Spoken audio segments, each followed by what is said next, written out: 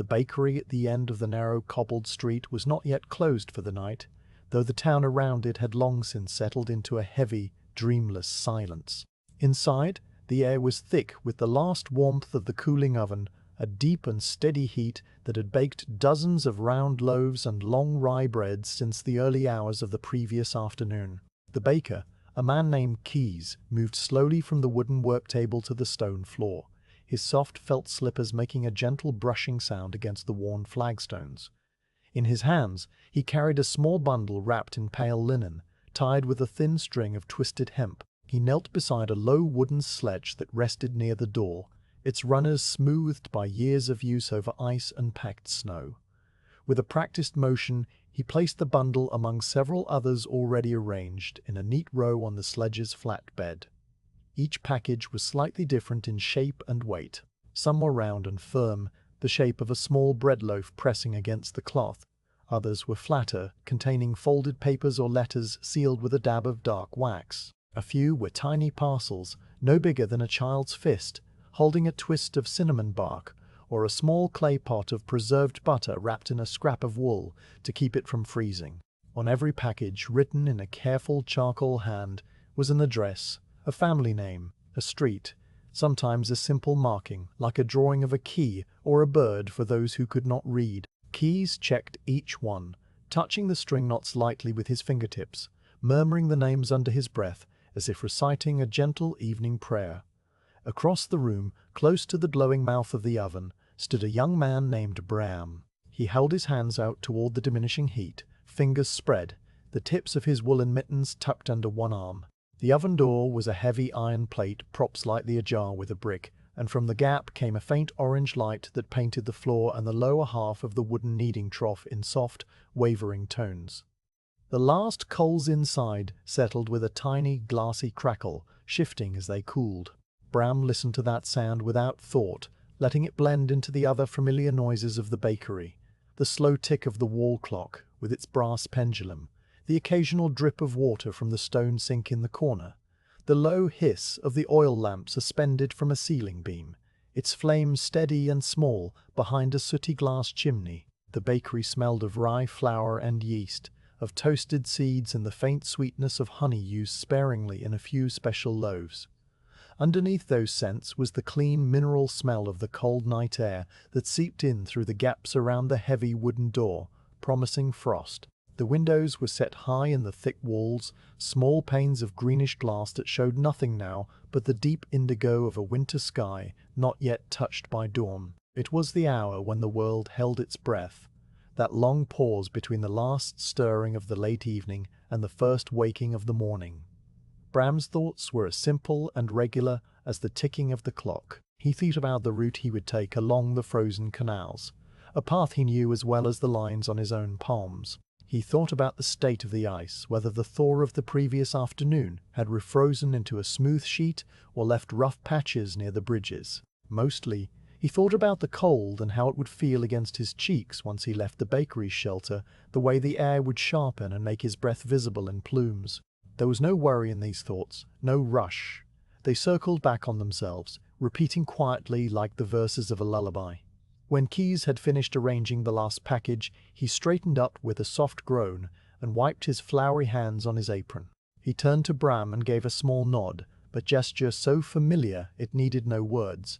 Bram nodded in return and reached for his long woolen scarf, which hung over the back of a wooden chair. The scarf was thick and grey, knitted in a simple ribbed pattern, long enough to wrap twice around his neck and still leave a tail to tuck into the front of his coat. He wound it slowly, feeling the dry warmth of the wool settle against his skin. Next he pulled on his mittens, heavy things made of dark brown wool, lined with a softer fleece, their cuffs reaching halfway up his forearms. From a peg by the door he took down his outer coat, a garment of sturdy dark blue cloth that fell past his knees. It was patched at the elbows with leather and had deep pockets lined with sheepskin. He buttoned it from throat to waist, each wooden button slipping smoothly through its loop. Then he lifted the leather belt from its hooker-wide strap with a brass buckle that he fastened snugly over the coat. To this belt was attached a short length of rope ending in a simple iron hook, which he would use to pull the sledge. The rope was twisted hemp, stiff from cold and use, its fibers holding a faint memory of ice crystals from many previous nights.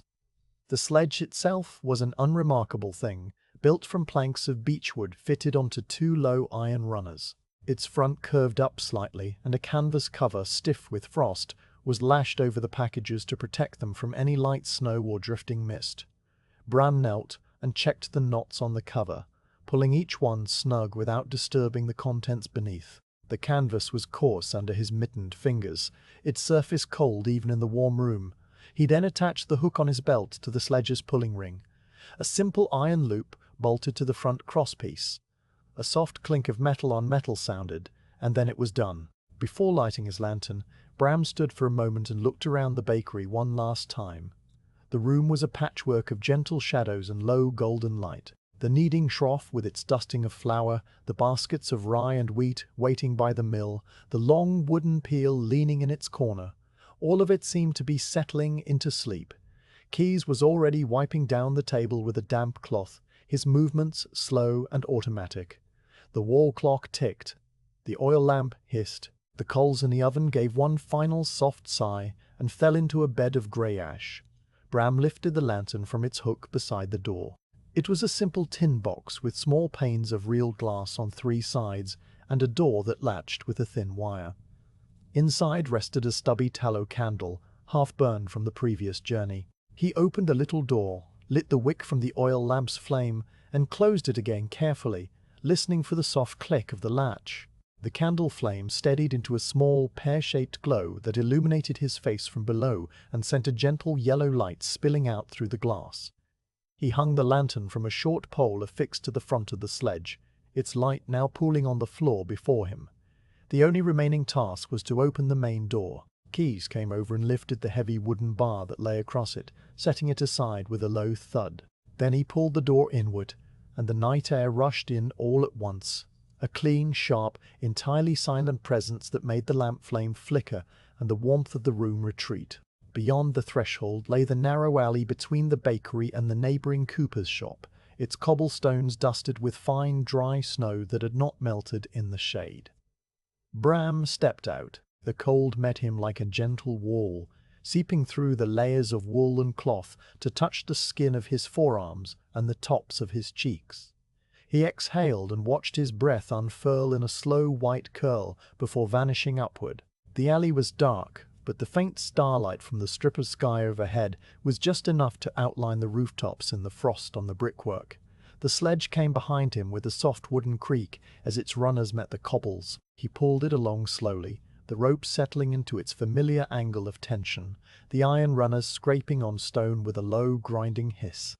At the end of the alley, the buildings fell away and the canal opened out before him. A low stone embankment dropped to the frozen water, its edge marked by a line of posts wrapped in old ship's rope to cushion the barges in warmer months.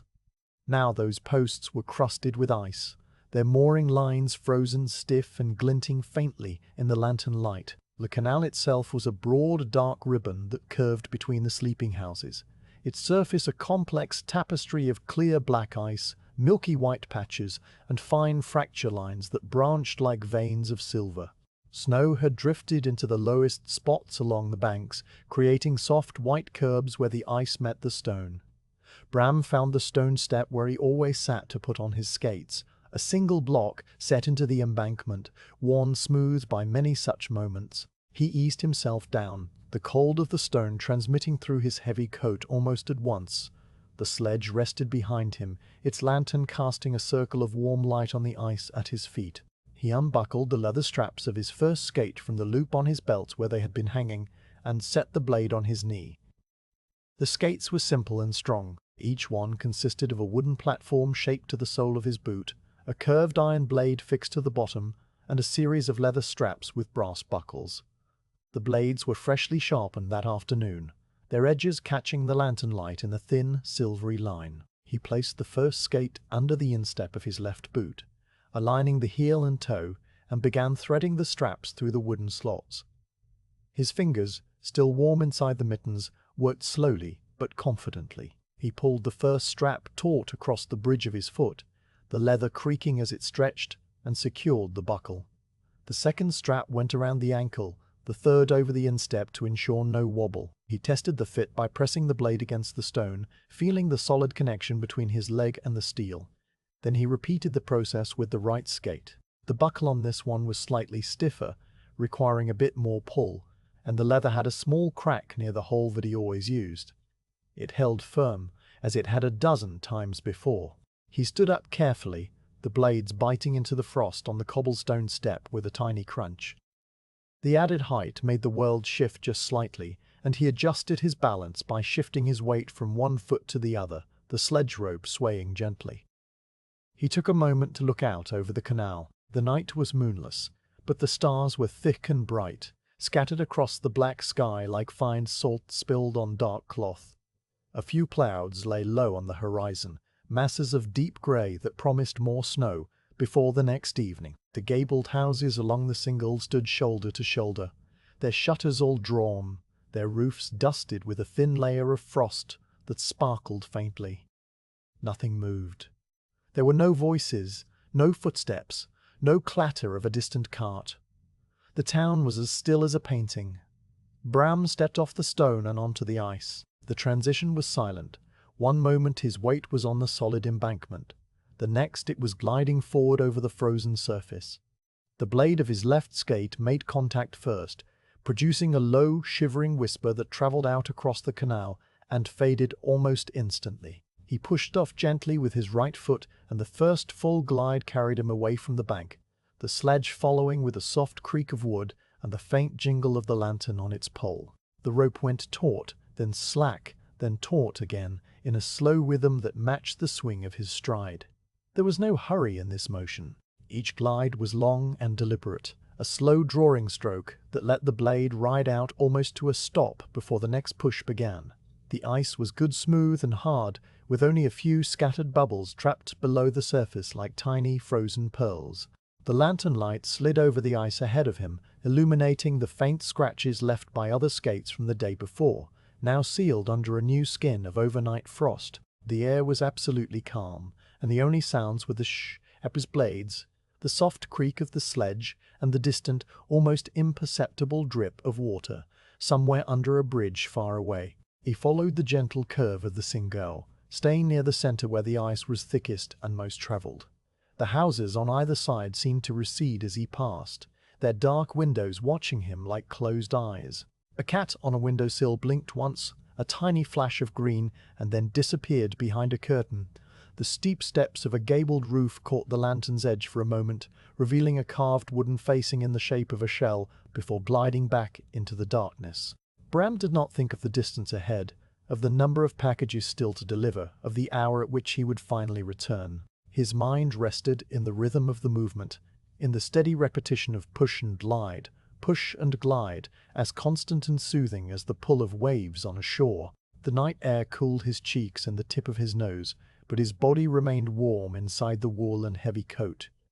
Each exhalation escaped from the gap in his scarf in a short, soft plume that was immediately left behind as the lantern advanced. At a certain point, the canal curved sharply to the left, following the old line of the town's defensive wall, now breached in sections to make way for houses. Here the ice grew narrower and the banks closer, and his passage sent a low echo bouncing between the brick walls. The sound of his skates became a soft, rhythmic shush, shush, shush that seemed to lull even the cold air into a deeper stillness. The packages under the canvas cover shifted slightly, with a gentle rustle, but the knots held. The sky overhead remained unchanged, that deep pre-dawn blue that felt both endless and intimate. A single star, brighter than the rest, hung directly above the steeple of the Grote Kerk, visible now and then as a sliver between the rooftops. Bram's eyes caught it once, and he continued on, gliding into the comfortable dark. Soon, the first stone bridge of the night came into view ahead, a low, hump-backed arch spanning the canal, its underside lost in deep shadow. The sound of his approach changed even before he reached it, the echo deepening into hollow, enclosed tone that told of masonry and still water below the ice. The lantern light flickered across the wet brickwork of the arch, picking out patches of dark green moss and the thin, glistening lines of moisture seeping down from the street above. The everyday heroes whose mostly coldest and most faintly of damp stone and old wood, the kind of smell that settles in cellars and crypts. Bram slowed his glide, reducing each stroke to the barest push, so that he entered the darkness under the arch with no more sound than a long, gentle hiss. The sledge's lantern cast weird, moving shadows on the curved ceiling of brick. The dripping of meltwater here was clear and distinct, each drop falling from a high crack into the ice below with a soft, resonant plink that echoed twice before fading. He let himself coast through this cavern of shadow, not truly needing the light, as his memory of the space guided him accurately. The wheels of a cart rumbled faintly on the cobblestones of the bridge overhead, the first hint of another soul, possibly the night watchman making a final round, but the sound was muffled and distant, like a dream one cannot quite recall. Then he was out the other side, and the canal opened again under the open sky. The echo released him, and the steady shush-shush-shush of his skates returned, quieter now, blending with the immense hush of the sleeping town. The stars were still sharp and cold. The packages were still secure. The bakery was already receding into memory, a pocket of warmth left behind at the edge of the night. And so Bram continued on, one slow glide after another, the lantern bobbing on its pole, the iron runners tracing a single, unbroken line through the fine frost that was beginning to form anew on the surface of the frozen canal. The narrow alley between the bakery and the cooper's shop stretched ahead of Bram for only a short distance, no more than 30 paces, before it opened onto the wider world of the frozen canal. As he stepped fully out of the doorway and into the open air, the sledge bumped lightly over the threshold stone and settled onto the cobbles with a soft wooden rattle that was immediately swallowed by the immense quiet. The lantern, now fixed to its pole on the sledge's front, cast a small globe of wavering yellow light that brushed the nearest brick wall and revealed the fine, dry snow dusting the ground. This snow was not the heavy, wet kind that clung to rooftops and bent branches. It was a powder so light that the merest breath of wind would lift it into spirals, though tonight there was no wind at all, only the heavy stillness of deep winter. Each of Bram's steps pressed a crisp footprint into the white layer, the sound a gentle crunching that was deeper than the hiss of skate blades, but still muted, respectful of the sleeping houses all around. He tugged the sledge rope gently to keep it moving, the iron runners making a low grinding sound as they scraped over the uneven cobblestones, a sound that travelled up through the rope and into his hands as a faint vibration. The walls of the alley were close and dark, high enough to block the starlight so that only a slender ribbon of indigo sky showed between the eaves. A wooden gutter pipe passed overhead, its mouth dripping slowly into a frozen puddle that gleamed like a dark mirror. Bram ducked slightly under the pipe, a habitual movement, and the lantern swayed on its pole, sending a quick dance of shadows across the brickwork before steadying again. At the end of the alley, the passage widened abruptly, and the world opened out. Here, the land fell away in a gentle slope of frost-covered grass and low stone steps, and the single canal lay before him, a broad expanse of ice that curved away into the night on both sides, bordered by the dark cabled silhouettes of the townhouses. The scene was like a painting rendered in shades of charcoal and deep blue.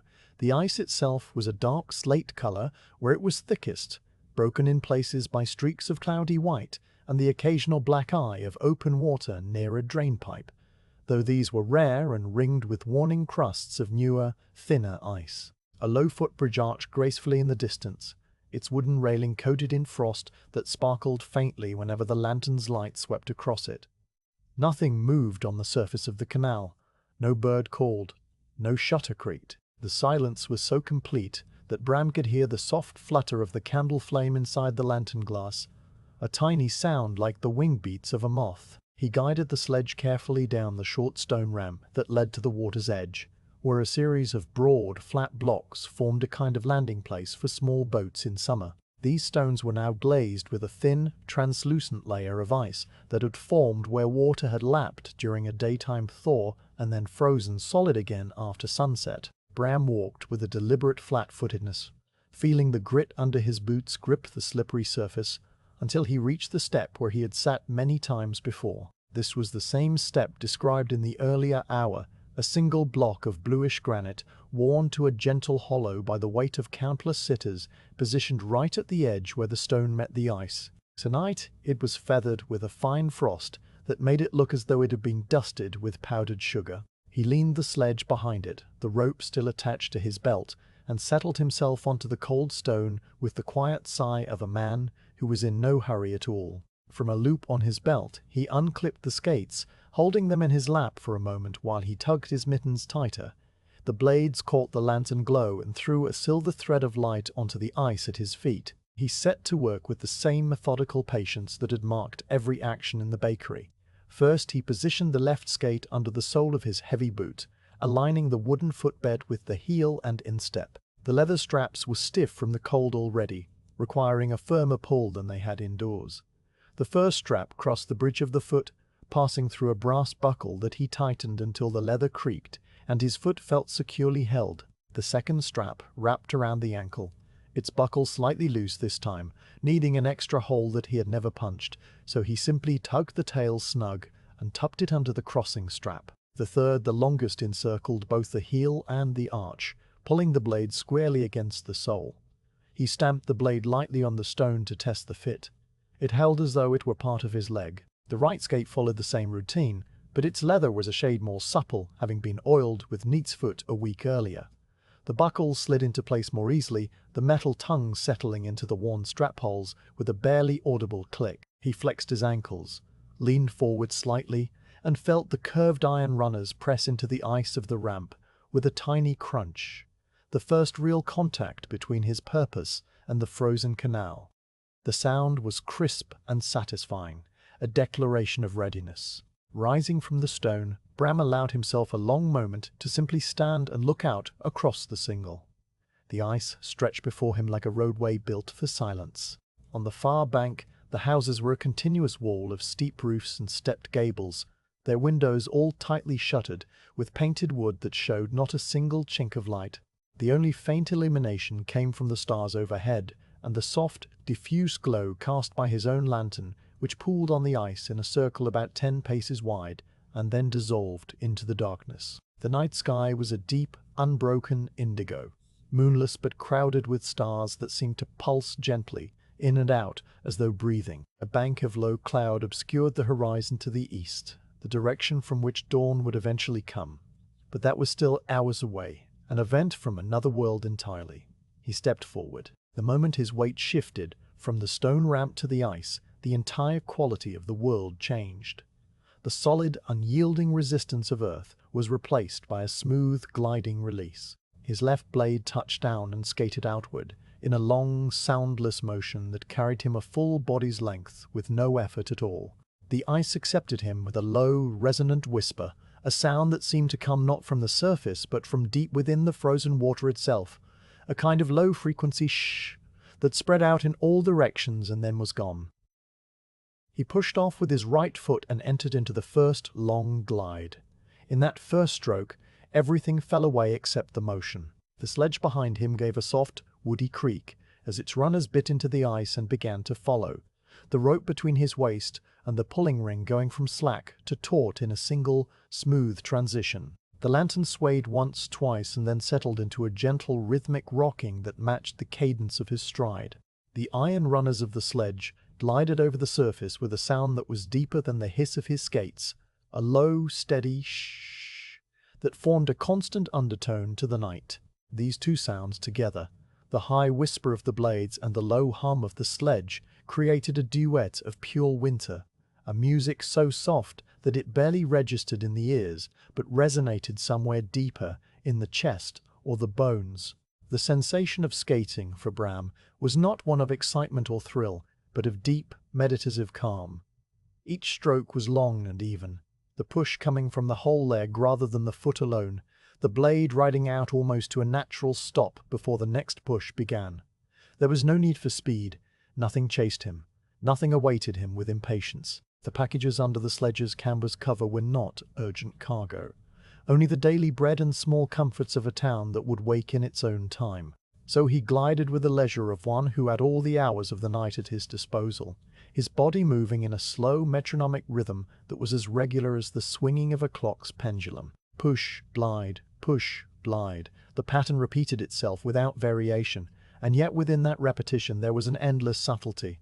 A tiny shift of weight here, a slight angling of the blade there, that kept him moving in a perfectly straight line along the center of the canal.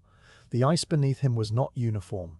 In some stretches it was black and clear as polished obsidian, allowing him to see the murky water below, still and heavy and filled with the long, trailing shadows of dormant waterweeds. Over these transparent patches he seemed to be flying above a void, suspended between the stars above and the dark depths below, and the lantern light penetrated just enough to reveal the occasional flash of a silver fish suspended in its own slow winter sleep. In other stretches the ice was milky and opaque, marked by a fine webwork of fractures that caught the light and glowed like veins of quartz. These were the places where the canal had frozen in layers, each new sheet of ice forming with tiny air bubbles trapped inside, creating a surface that looked like frosted glass or the skin of an old mirror. The transition from one texture to another was always silent, marked only by a slight change in the tone of the blade's whisper. As he glided past the first row of houses, the proximity of their walls created an acoustic funnel that amplified the smallest sounds. The hiss of his skates echoed off the brick facades and returned to him a fraction of a second later, so that each stroke seemed to have a ghostly twin following just behind. The soft creak of the sledge developed a wooden knocking undertone whenever it passed over a slightly uneven spot in the ice, a gentle tap-tap that lasted for 3 or 4 heartbeats and then subsided. Even his own breath, which emerged in slow, visible puffs, had a slight resonance in these narrow stretches. The sound of air moving through the scarf reaching back to his ears as a soft, rhythmic huff. He passed under the windows of a tall merchant's house, with an elaborate stepped gable, a building that in daylight was adorned with carved stone scrollwork and a painted coat of arms. Now it was merely a huge, dark shape against the stars, its gable cutting a precise triangular slice out of the sky. A wooden gutter head in the shape of a lion's mouth projected from the eave, and from it hung a single icicle as thick as a man's wrist, measuring perhaps 3 feet long. The lantern light passing beneath it caught the icicle and turned it into a column of pale gold, gleaming wetly at the tip, where a drop of water hung suspended, not yet heavy enough to fall. Bram noted it without breaking stride, a small, perfect detail in the vast quiet. Further along, the canal widened into a small basin, where in summer the vegetable barges would tie up to unload their cargoes of turnips and cabbages. This expanse of ice was marked by a variety of tracks that had been frozen into the surface earlier in the day, the long, parallel scores of other skaters, the pocked impressions of walking sticks, the delicate, cross-hatched prints of ducks that had since waddled ashore to roost. These tracks were all sealed now under a new skin of clear frost, preserving them like fossils in a layer of glass. Bram's own blades printed a fresh line over the top, a single unbroken track that traced the precise center of the basin, past the dark shape of an overturned rowboat frozen against the bank, and continued around a gentle curve where the watercourse split into 2 narrower canals. He chose the left-hand branch without hesitation, a route that would take him past the apothecary's garden wall and eventually toward the clockmaker's house. This canal was narrower and more intimate, the houses on either side built so close to the water's edge that their front steps plunged directly into the ice. In some cases, the residents had laid planks from their doorways to the frozen surface to create little private docks, and these planks now lay frosted and undisturbed, waiting for morning. The lantern lights slipped across their surfaces one by one, illuminating the grain of the wood, the nail heads, the tiny ridges of ice that had formed along the edges. The feeling of gliding through this residential waterway was like moving through a long, silent hall. The gables marched past in steady succession, each one slightly different from the last some, with simple triangular peaks, others with ornate curved tops adorned with stone finials, a few with small oval windows set high under the eaves that glinted darkly like unseeing eyes. Shutters painted in old colors, a faded green, a deep red, a blue that was almost black in the darkness covered every window, fastened tightly against the cold. No chink of candlelight escaped to suggest wakefulness. Even the chimneys, which by day sent up plumes of peat smoke, were cold and silent, their brickwork dusted with frost. Bram's thoughts drifted as freely as his body. He did not think in words so much as in sensations and images. The remembered warmth of the bakery oven, the weight of the packages behind him, the familiar path of the route ahead. He thought about the ice, how it would hold up under the morning's traffic once the town woke, and he remembered a morning years before when a thaw had come suddenly and the whole surface had groaned and cracked like a living thing. But tonight the cold was solid, the freeze deep, and there was no cause for any thought beyond the gentle, continuous motion. At a bend in the canal where an ancient willow tree leaned over the water, its bare branches trailing low enough to brush the ice, he slowed his stroke almost to a halt. The willow's thin twigs were encased in cylinders of clear ice, and when the lantern light caught them, they glittered like a chandelier of spun glass.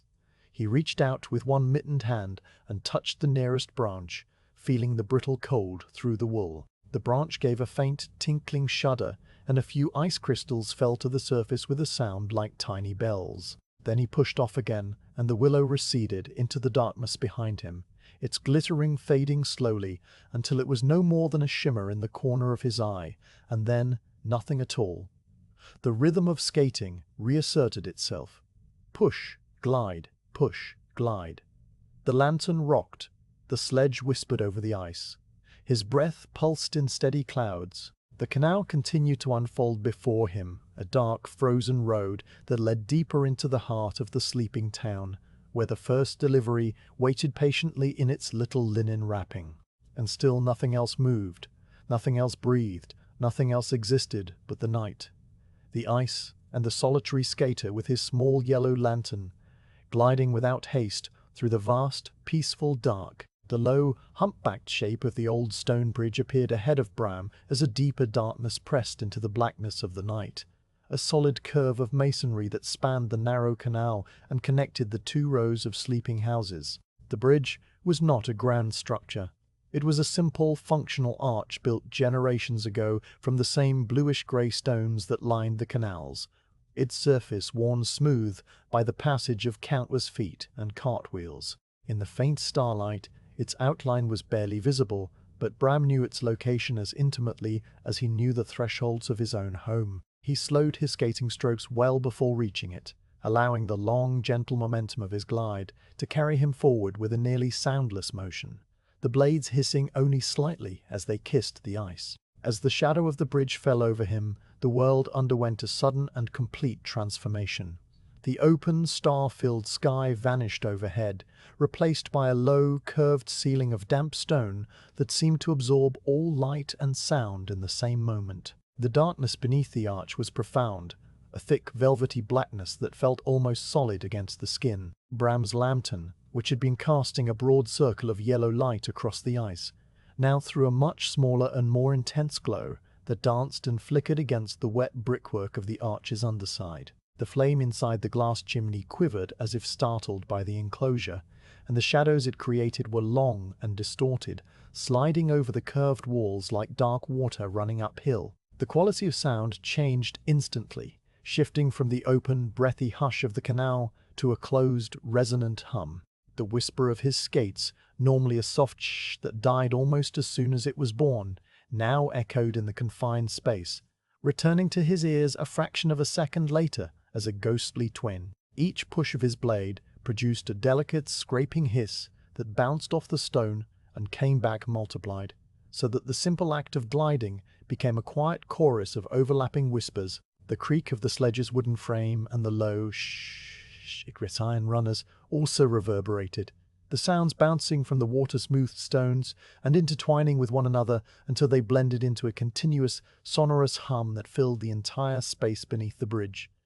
And then there was the dripping. Water, melted from the thin layer of frost that coated the street above, or seeping from the saturated ground behind the canal walls, found its way through the old mortar joints and dripped steadily into the darkness below. The drops fell at irregular intervals, each one creating a soft, liquid plink as it struck the ice beneath the arch. Some drops landed on patches of bare stone along the canal's edge, producing a deeper, more solid tick, while others hit the frozen surface directly with a sharp, glassy note that rang out clearly before fading. The overall rhythm was like a slow, erratic clock, a random metronome that marked the passage of time without urgency. each drop a tiny punctuation in the deep stillness. The sound was so constant and so gentle that it seemed to be part of the bridge itself, the steady breathing of the old stones. Bram slowed his glide further, reducing his strokes to the barest minimum, sensing the weight of the sledge behind him and the tension in the rope. He gave a gentle tug on the line to ensure the sledge would not scrape against the stone walls or clatter too loudly on the ice, and the rope responded with a soft, fibrous creak. The sledge's lantern swayed slightly, the light rocking from side to side and casting dancing shadows that moved like slow, silent wings along the curvature of the arch. He allowed himself to coast almost to a standstill, the blades of his skates barely kissing the surface, his body moving through the liquid darkness with the quiet ease of a fish in deep water. The textures of the hidden place revealed themselves gradually as his eyes adjusted and the lantern light probed the recesses. The stones of the arch were massive and irregular, each one a different shade of dark grey or blue, their surfaces roughened by centuries of frost and thaw. Deep between the stones, the mortar had crumbled away in places, leaving crevices that were now lined with a fur of greenish moss. The moss was a dark, velvety olive in the lantern light, its tiny leaves holding droplets of moisture that glinted like minute diamonds. The presence of the moss spoke of perpetual dampness, a corner of the world where the sun never reached and where the air was always cool and still. Bram could smell the moss, to a faint, earthy scent that mixed with the clean tang of wet stone and the underlying coldness of the mineral air. The underside of the bridge was not bare. Old wooden beams, black with age and moisture, had been embedded into the stonework to reinforce the arch, their surfaces slick with a thin film of frost. In the summer, swallows nested in the gaps between the beams and the stone, but now the nests were empty, small clay cups clinging to the wood like forgotten memories. A few strands of old straw poked out from one nest, and the lantern light caught them for a moment, illuminating their dry golden color before the shadows swallowed them again. The air under the bridge held a faint, pleasant smell of wet wool, a scent that seemed to seep from the very brick and stone, reminiscent of a heavy winter coat hanging by a fire after a day in the snow. Bram's own breath bloomed more visibly here, the moisture condensing in the colder, damper air and forming a soft white puff that lingered around his face before dissolving upward. He pulled his scarf a little higher over his chin, feeling the warmth trapped against his skin, and continued his slow, smooth glide. His skates made a sound like a finger drawn across a wet window pane, a delicate squeak that repeated with each tiny adjustment of his weight. Every sound was magnified. Every texture felt more present. The slight roughness of the ice where frost had built up near the bridge's abutments, the cool, solid presence of the stone arch just overhead, the slow, steady plink, plink, plink of the dripping water that seemed to count the seconds of this timeless passage. He was in no hurry to leave the darkness. The enclosure was oddly comforting, a small, private world sealed off from the vast sky and the sleeping town. It was like being held in a cupped hand, protected and unseen. The lantern flame trembling behind its glass was the only source of warmth and light, a tiny golden heart beating in the center of the stone chest.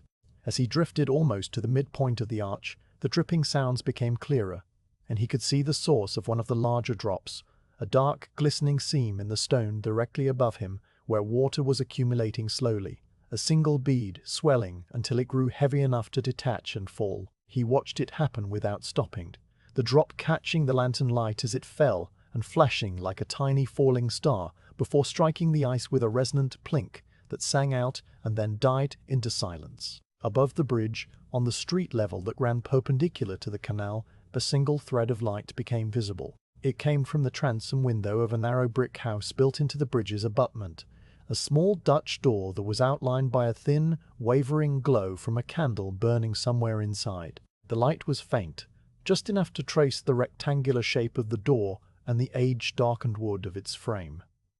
Bram could see the individual panes of the transom glass, small leaded squares that diffused the candlelight into a soft, golden blur. He knew this house, though he had never entered it. It was the post of the night watchman, or perhaps the home of a sleepless elder, who liked to keep a light burning through the darkest hours. A thin curl of smoke rose from the chimney above the door, faint and grey against the black sky, and the smell of burning peat drifted down to him briefly. a warm, comforting scent that reminded him of the bakery hearth. But Bram did not stop. His deliveries tonight were all further along the canal, and this door was not among his destinations. He simply noted the quiet presence of another soul awake in the deep night, a fellow traveler in the realm of the sleepless, and then he let the sight slide away as he continued his glide. The thread of candlelight grew smaller and smaller behind him, a single point of warmth that flickered once or twice and then was swallowed by the stone. The far end of the bridge arch was approaching now, and the darkness began to lessen by slow degrees. The deepest black gave way to a softer charcoal, and the edge of the stone arch appeared above him as a sharp line against the slightly lighter indigo of the sky. The echoes of his gates changed once more, the confined resonance loosening, the sound spreading out as if the world were taking a long, slow breath. The dripping continued behind him, fading in volume as he moved away, the plinks growing more distant until they were just a memory of sound, a rhythm that his mind could still hear even after his ears could not. He emerged from under the bridge into the open air again, and the transition was as quiet and smooth as the closing of a gentle door. The sky returned overhead, immense and star-filled, and the canal widened into a broader stretch that opened out toward the old city centre. The ice here was even smoother, a long, uninterrupted sheet that stretched ahead into the darkness, and the air, though still cold, felt fresher and lighter after the damp enclosure. His skates resumed their earlier, softer whisper, and the sledge glided behind him with a contented wooden hum. On both sides of the widened canal, the houses stepped back slightly, creating a more generous space between the water and the facades. These were larger homes, the residences of prosperous merchants and town officials, their gables ornamented with carved stone scrollwork and their doorways flanked by twin lanterns that were now dark and cold. The frost on the rooftops glittered with 1,000 tiny points of light as the starlight caught it, and the silence was even deeper here than it had been in the narrower waterways, a vast, absorbing quiet that seemed to press gently against the ears. And then, ahead and slightly to the left, the spire of the Grote Kerk rose into the night sky. The great church was the tallest structure in the town, its spire a delicate tapering spear of brick and stone that pointed unwaveringly at the heavens. Against the star-filled backdrop, it stood as a dark, elegant silhouette, its edges sharp and its proportions graceful.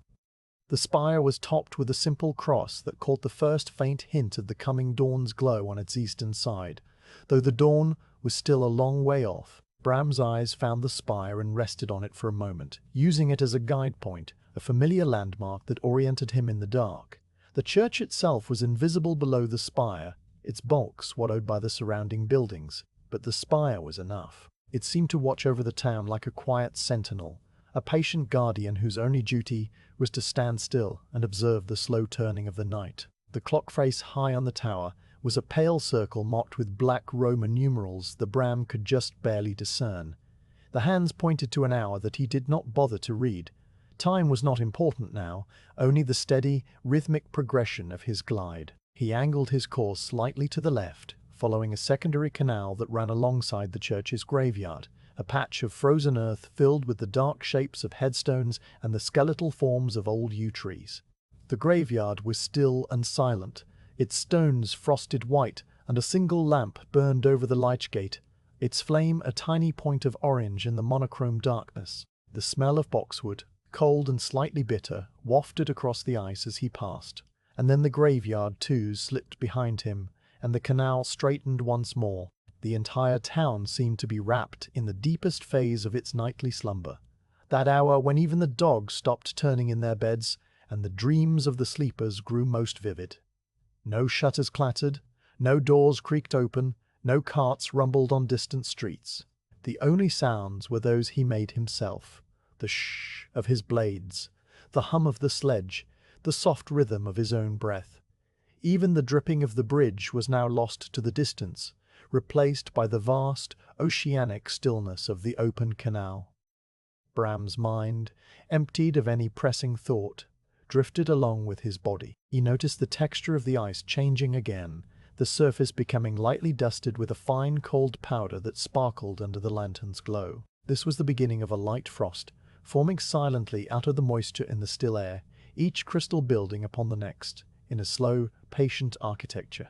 The frost muffled the sound of his blades even further, so that now the shh was more of a soft, sustained whisper, a sound that belonged to the night and to no other time. He passed a small wooden landing stage that projected into the canal, its planks frosted and dark, and he noted the mooring ring bolted to its edge, a circle of iron that was filled with ice. He had delivered to the house behind this landing stage many times, but not tonight. Tonight his first stop was still a little further ahead, the clockmaker's house with its little delivery box built into the wall beside the door. The thought of that first package, the flat rectangular one tied with twine, entered his mind and then slipped away, replaced by the simple, continuous motion of his legs. And so he glided on, the immense spire of the church now to his left and slightly behind, a silent companion that watched him pass. The night was still deep and unbroken, the stars unwavering in their slow, ancient wheeling. The town slept on, its shutters closed, its hearths banked, its people dreaming of things that did not disturb their peace.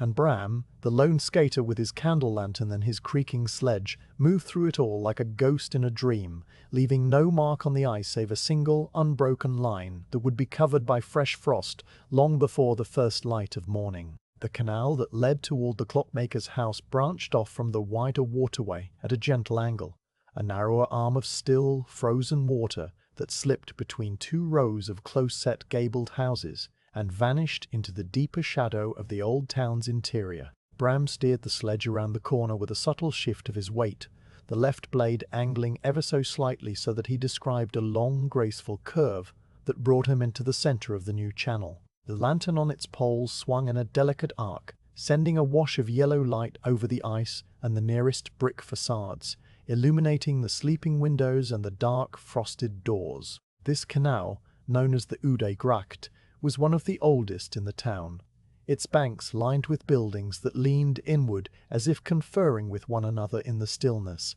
their roofs so close that in some places only a sliver of starlit sky showed above. Here the ice was older and more settled, frozen through many nights without a thaw, its surface bearing the accumulated marks of winter traffic like the pages of a slow diary. There were the arcing scratches of skaters from the previous evening, the neat, crisp puncture marks of walking sticks, and the faint, dragging trails left by the runners of small sledges like his own. All of these were sealed beneath a fresh, glassy skin of overnight frost that made the surface appear untouched, a clean slate waiting for the first traveler of the deep night. Bram's blades broke that skin with a nearly soundless sigh, the new track forming behind him as a pair of thin, dark lines that would themselves be covered within the hour. On either side, the houses displayed the quiet dignity of age. Their brickwork was a deep, ruddy brown in the lantern light, each brick slightly irregular, handmade in a kiln long ago. The mortar between them was pale grey and had been repointed in some places, the fresh patches standing out as lighter streaks against the older, darker joints. Wooden shutters painted in sober colours that time and weather had faded to soft greens, deep blues, and the occasional muted red covered every window. The shutters had small heart-shaped or diamond-shaped cutouts near the top, decorative vents that now showed only darkness within. Here and there, a window box rested beneath a sill, its soil frozen solid, the dead stalks of summer geraniums still clinging upright and coated in a delicate white fur of frost. Ahead, a small wooden landing stage projected a short way into the canal, its planks supported by thick posts driven into the canal bed far below the ice. The stage was simple and functional, built for a merchant to moor his barge in warmer months, but now it served as a landmark. Bran recognized it immediately, the landing stage in front of the house of Vandermeer, the clockmaker. The house itself stood a few paces back from the water's edge, a tall, narrow dwelling of 4 stories topped with a simple triangular gable rather than the more ornate stepped variety. Its front door was painted a dark, sober green and was flanked by 2 small windows at ground level, their shutters closed as tightly as all the others. Beside the door, set into the brickwork at chest height, was a small wooden cupboard with a slanted, shingled roof of its own, the delivery box, built specifically so that bread and parcels could be left without anyone needing to open the main door to the cold. Bram slowed his skating stroke, allowing the momentum to carry him forward in a long, soft glide, and then he drew up alongside the landing stage with the ease of long practice. He pressed the edge of his left blade sideways against the ice, creating a gentle skidding sound, and came to a complete stop beside a wooden post that was wrapped in frayed old rope. The rope was stiff with frost, its fibers locked in a million tiny crystals that glittered under the lantern's glow. He reached out with one mittened hand and grasped the post, feeling the cold transmit through the wool and into his palm. The sledge, still attached to his belt by the rope, slid up behind him with a final quiet creak and bumped softly against the edge of the landing stage, its motion ceasing entirely. He stood for a moment in the profound stillness, listening. There was nothing to hear but the soft flutter of the candle flame in the lantern, and the distant, barely audible sound of a dog moving in its sleep somewhere behind the walls of a house further down the canal. His breath issued in slow, steady plumes, each one rising and dissipating into the dark air. The clockmaker's house was entirely silent, its shutters black, its chimney smokeless. If the clockmaker or his family dreamed within, they gave no sign. Bram knelt on the ice. The motion was slow and careful, a controlled lowering of his weight that brought first one knee and then the other onto the frozen surface. The cold of the ice penetrated through the heavy wool of his coat and trousers almost immediately, a dull, numbing pressure that he had long since grown accustomed to. He shifted his position so that he faced the sledge, and the rope to his belt went slack. From this kneeling posture, he could easily reach the canvas cover that protected the packages. The cover was a rectangle of heavy, unbleached linen, its weave tight and its surface stiff with the cold. It was secured to the sledge's sides by a series of simple knotted cords that passed through brass eyelets and were tied in snug, no-nonsense hitches. Bram undid the first knot with a gentle tug, the cord uncalling from its loop with a soft rasp. The second knot came undone just as smoothly, and then the third, until the canvas could be folded back from the front of the sledge like the flap of an envelope. He did so with the same unhurried, methodical care that he applied to all his tasks, his breath fogging the air in front of his face. Beneath the canvas, the packages lay in their neat row, each one a small, silent promise. The lantern light, now angled directly onto the sledge's bed, illuminated them in warm tones, the pale linen wrappings, the darker twists of twine and string, the occasional scrap of brown paper showing at an edge. The air that rose from the packages carried the faint, mingled scents of rye bread, cinnamon, and clean wool, the bakery's warmth still clinging to them despite the long glide through the cold. Bram did not need to search for the clockmaker's package. It was the first in the row, a flat, rectangular bundle tied with a single length of rough twine. He lifted it with both hands. The package was light but solid, its shape suggesting a small loaf pressed into an oblong and then a few additional items beneath, perhaps a twist of paper containing spice, a pot of preserved butter, a little round of cheese wrapped in muslin. The twine was coarse against his mittens, its fibers catching slightly on the wool. Inscribed on the linen in a neat charcoal hand, the address read simply, Vandermeer, Clockmaker, Ode Gracht.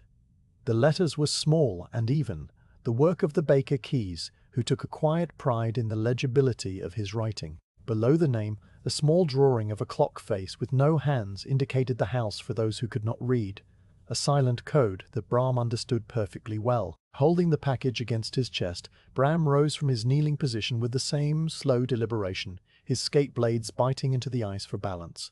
The sledge, now slightly lighter, shifted a fraction and then settled. He turned to face the landing stage and the stone steps that led up to the street level. The steps were 4 in number, each one a broad, shallow slab of the same bluish granite used throughout the town, their surfaces worn smooth and now glazed with the same thin, clear ice that covered the ramp. A wrought iron handrail, cold as a knife blade, ran along one side, its curly finial capped with a small ball of frost. Bram climbed the steps one at a time, placing each skate blade flat on the stone to distribute his weight. The metal of the blades made a small, gritty sound against the icy granite, and he steadied himself by holding the iron railing with his free hand, the wool of his mitten muffling the intense cold of the metal. Each step brought him higher above the canal, until the sledge and its lantern were below him, a small island of light on the vast, dark ice. The street level, when he reached it, was a narrow quay of cobblestones that ran between the houses and the water, empty and still, every doorstep dark. The delivery box beside the clockmaker's door was a neat, well-made little cabinet of dark oak, its wood-oiled and maintained. It was set into the brickwork at a height that allowed someone standing to reach it with ease. Its door hinged at the bottom and fastened at the top with a simple brass turn button. The little shingled roof above it was dusted with frost, and a tiny icicle hung from one corner, no thicker than a quill. Bram reached up with his free hand, turned the brass button with a soft click, and let the door fall open outward, its hinges moving without a sound. The interior of the box was dark and clean, lined with a piece of scrap wool to cushion the deliveries, and it gave off a faint scent of old bread and wood smoke. He placed the package inside. It fit perfectly, as it always did, nestling into the wool-lined cavity with a soft, settling sound.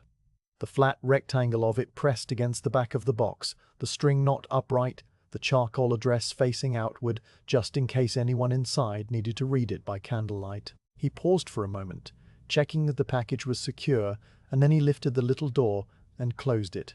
The brass button turned back into its locked position with a precise, tiny click that seemed extraordinarily loud in the silence, a sound that travelled no further than the length of his arm before being absorbed by the cold air.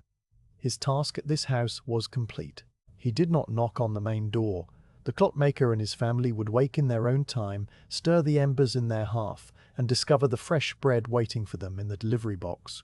That was the quiet understanding of the service Bram provided. A silent, unannounced presence that left comfort behind and then disappeared, leaving no trace but the gift itself. He stood on the cobblestones for just a moment longer, his breath clouding the air, and then he turned and descended the stone steps back to the ice. The descent was even more careful than the climb. He lowered himself step by step, the skate blades clinking against the stone, the rope to the sledge dragging loosely behind him. When he reached the ice, he planted both feet firmly and felt the familiar, giving surface beneath him. The sledge was exactly where he had left it, its lantern still burning steadily, the canvas cover still folded back. He knelt again, resecured the canvas over the remaining packages, and tied the 3 knots with the same methodical tug and loop that had undone them. The sledge was once more a sealed, dark shape, its cargo hidden and protected. Bram adjusted the scarf around his neck, which had slipped slightly during his climb, and drew in a long, slow breath of the icy air.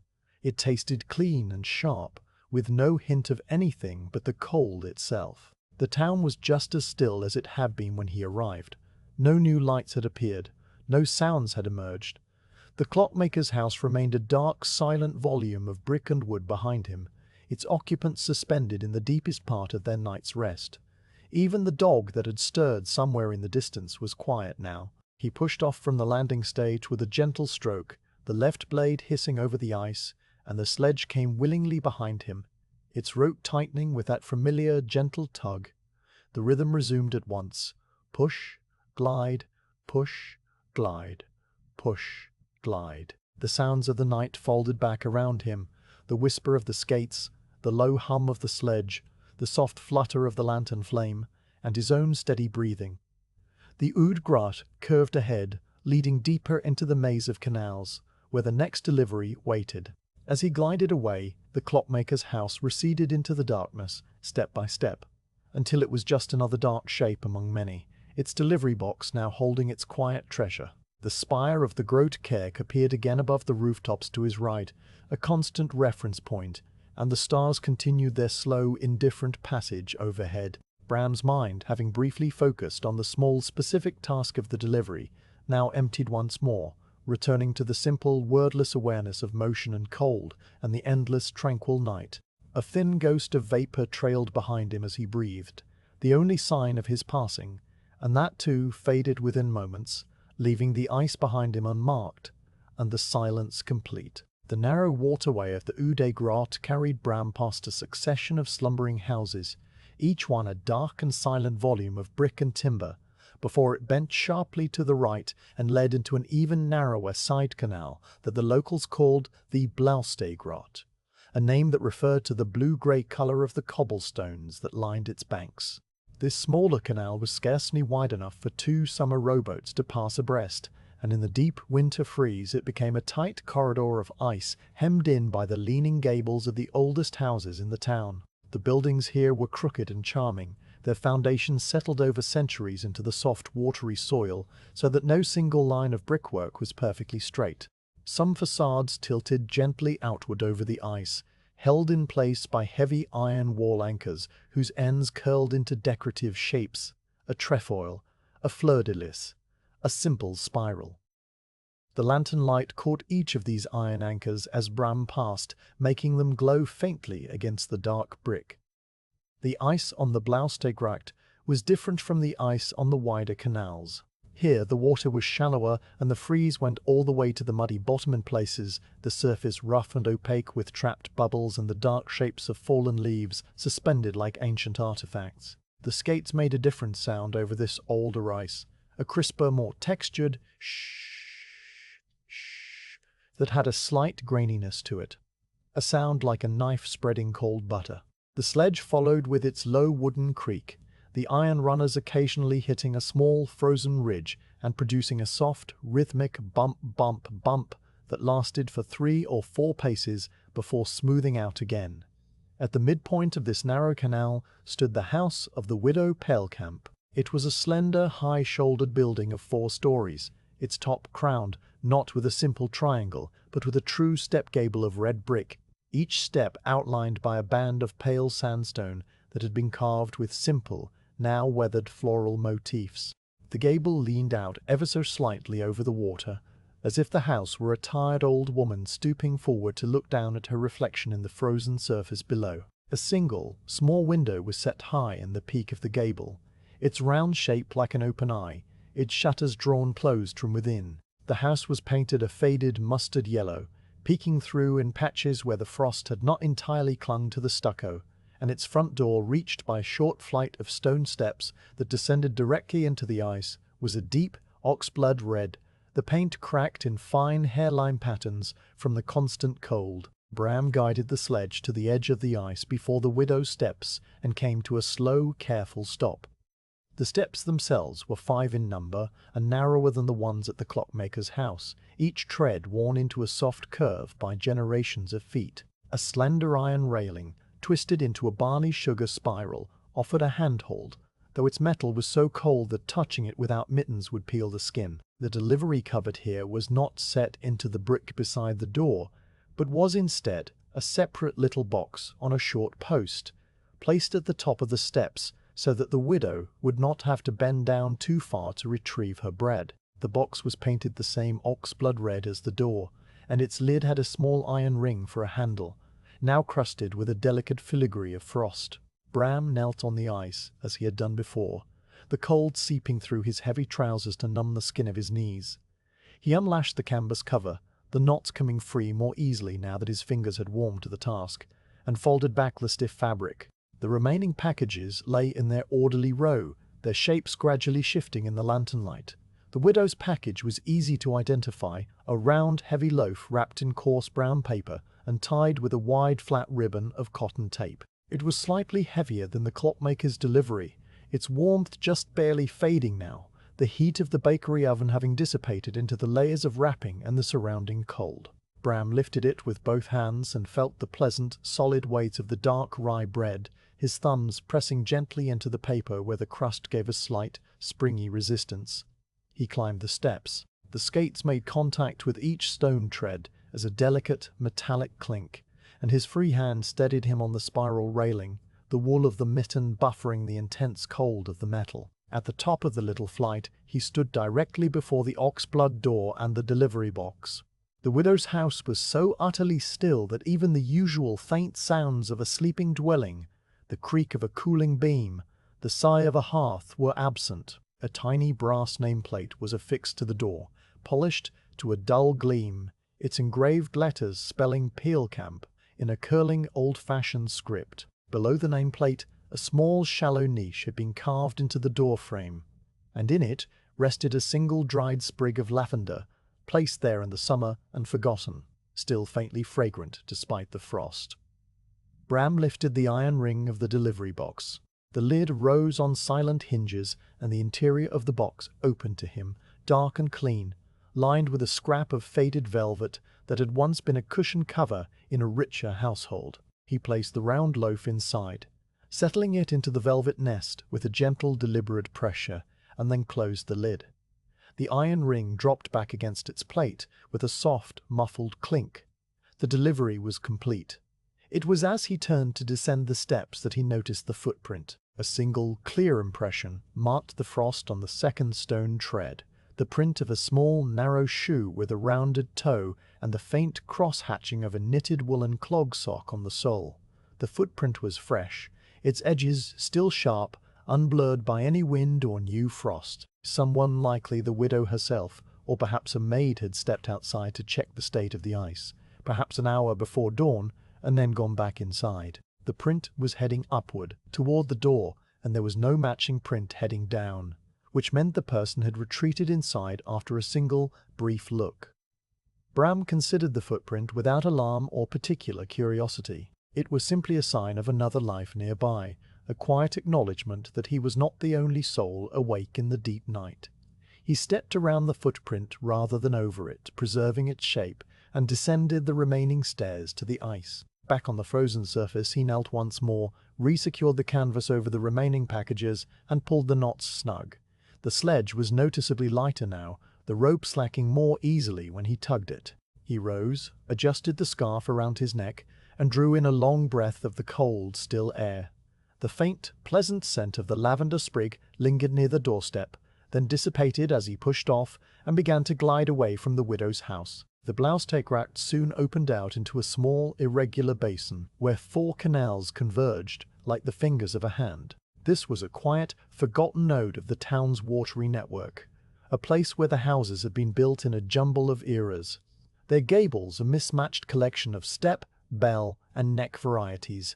A single ancient willow tree grew from a small island of frozen earth in the center of the basin, its long trailing branches sweeping the ice in a perfect circle around its trunk. The branches were bare and black, each one sheathed in a thin, transparent cylinder of ice that made them glitter like spun glass in the lantern's glow. Bram glided around the willow, his blades tracing the edge of the swept circle, and then chose the leftmost canal opening, one that led deeper into the residential heart of the town. This new canal was broader and more open, its ice a vast smooth expanse that stretched ahead into the darkness like a floor of dark obsidian. The stars overhead were perfectly reflected in its surface wherever the ice was clear and black, so that Bram seemed to be gliding through the middle of a vast inverted sky, the constellations both above him and below.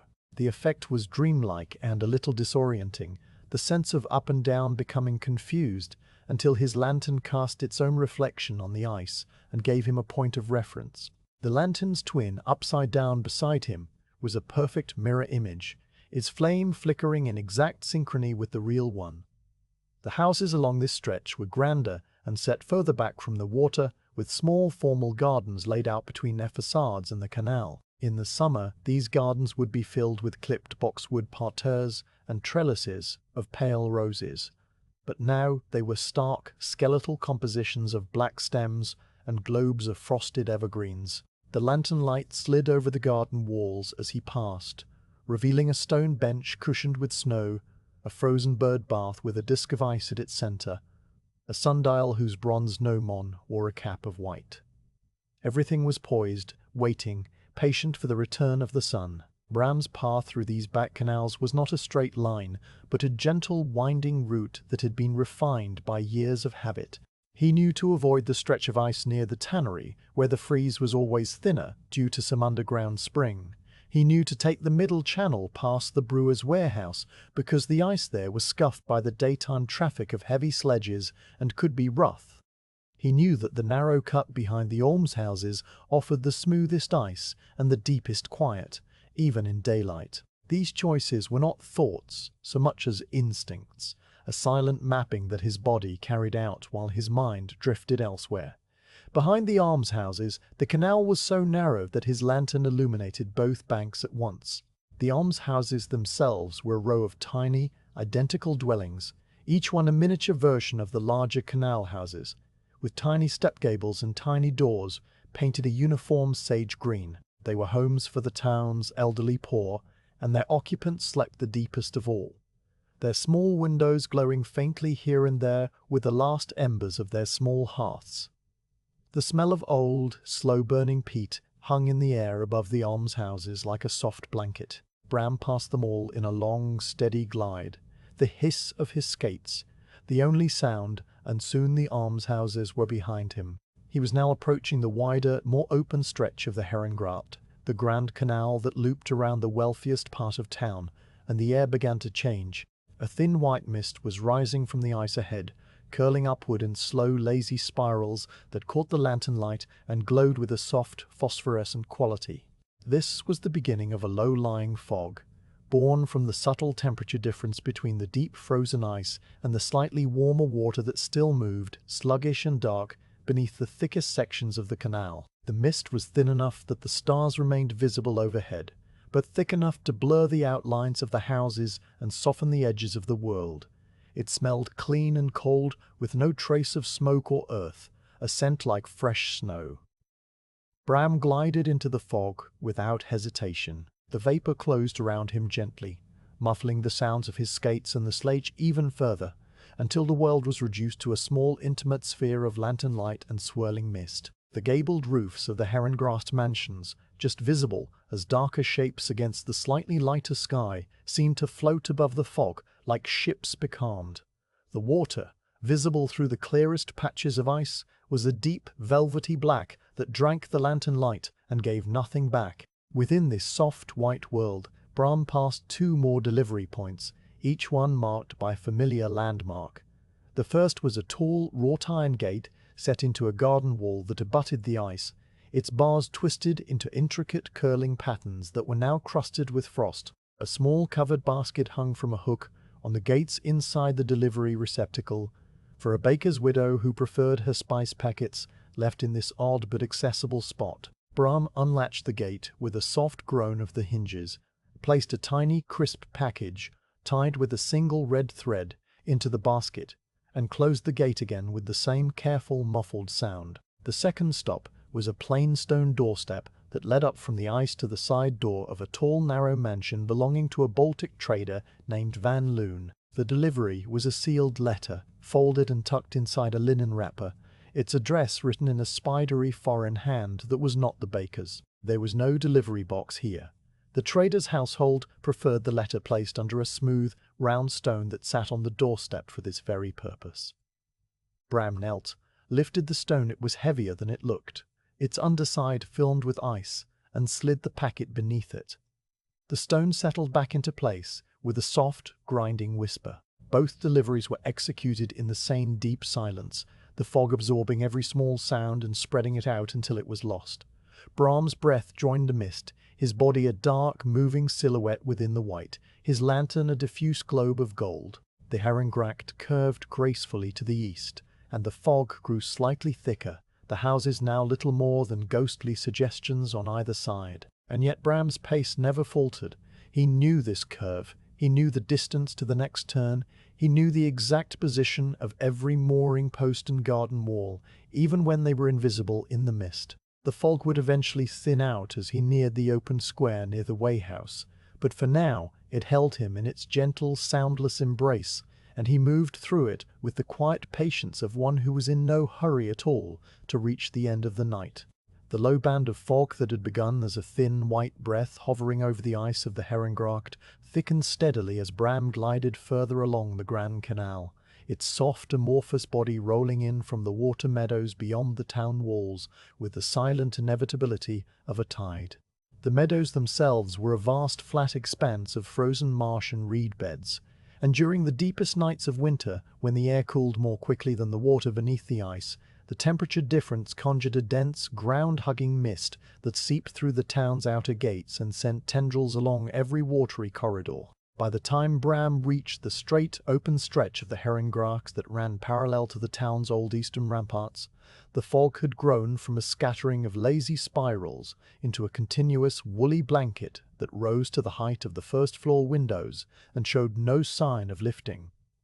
The transformation of the world was gradual and complete. The gabled roofs of the grand mansions, which had moments before been dark silhouettes against the star-filled sky, dissolved first into soft suggestions of themselves and then into nothing at all, their stepped and necked profiles erased as thoroughly as if they had been painted over with a wash of pale grey. The lantern light, which had been casting a broad, comfortable circle across the ice, now struggled to penetrate the mist, its glow diffusing into a small, cloudy sphere that enclosed Bram like a travelling room.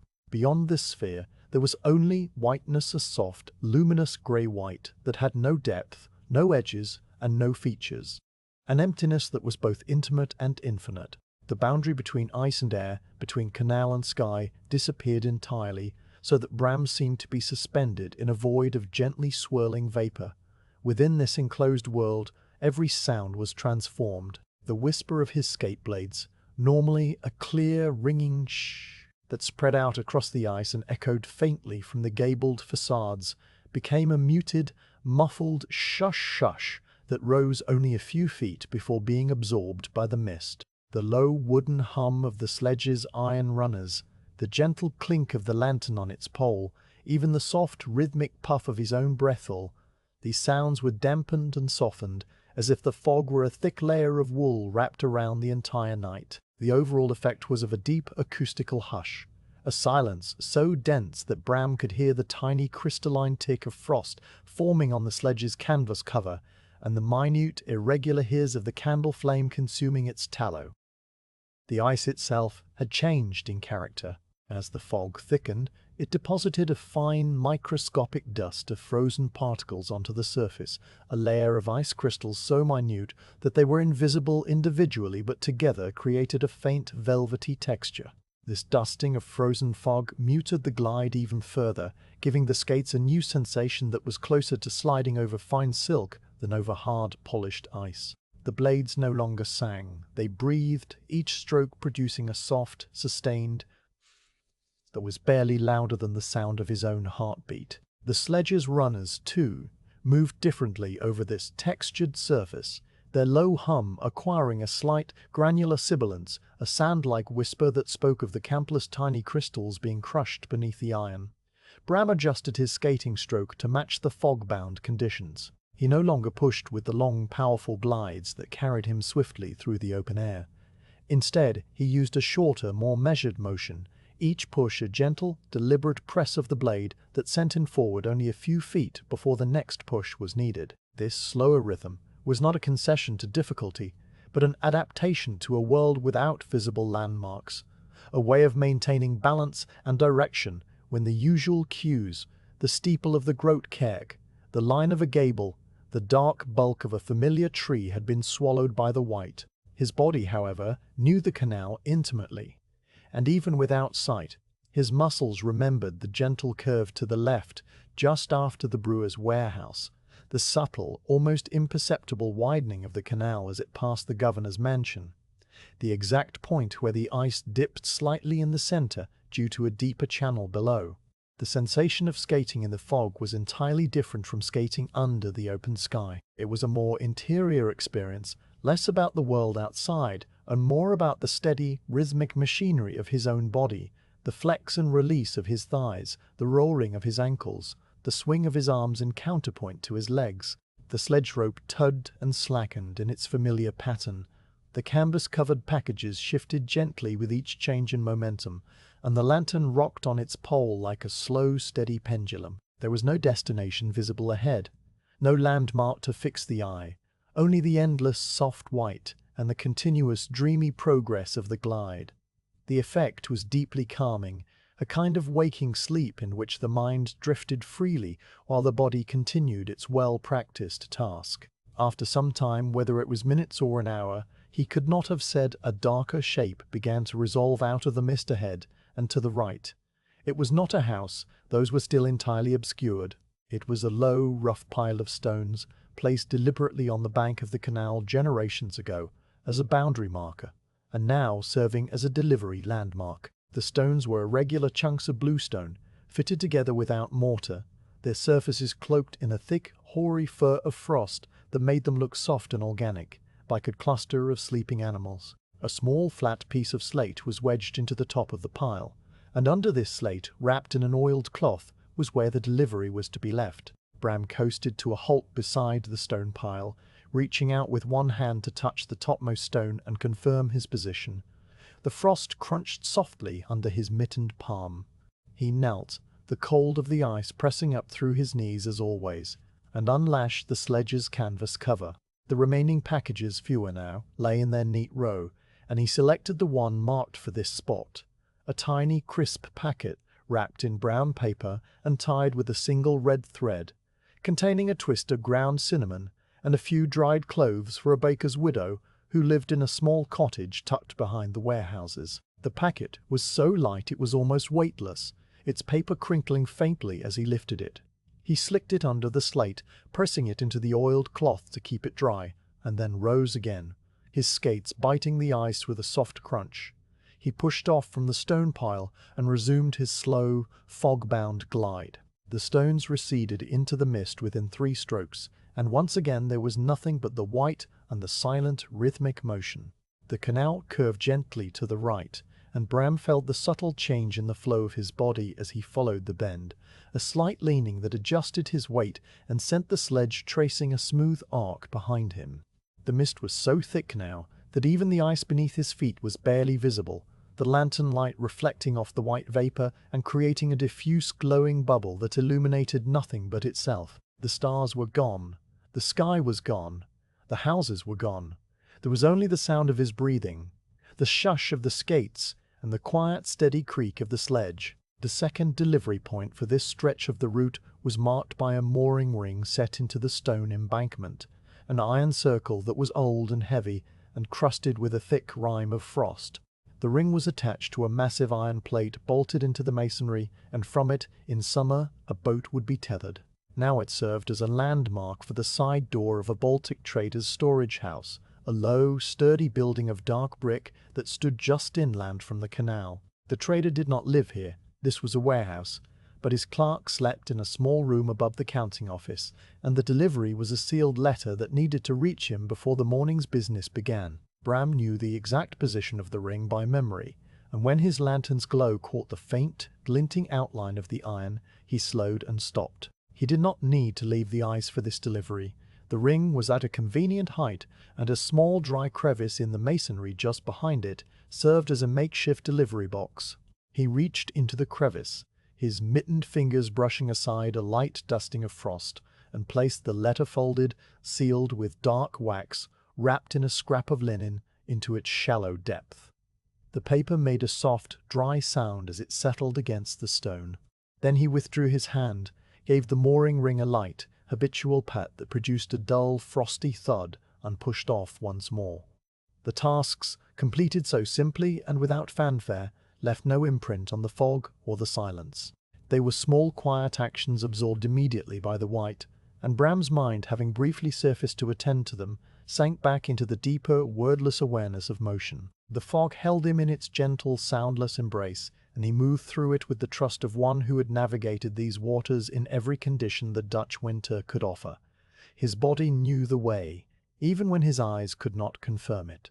The rhythm of his strokes continued: push, glide, push, glide, push, glide. Each motion was a small, complete moment unto itself, requiring nothing more than the present instant.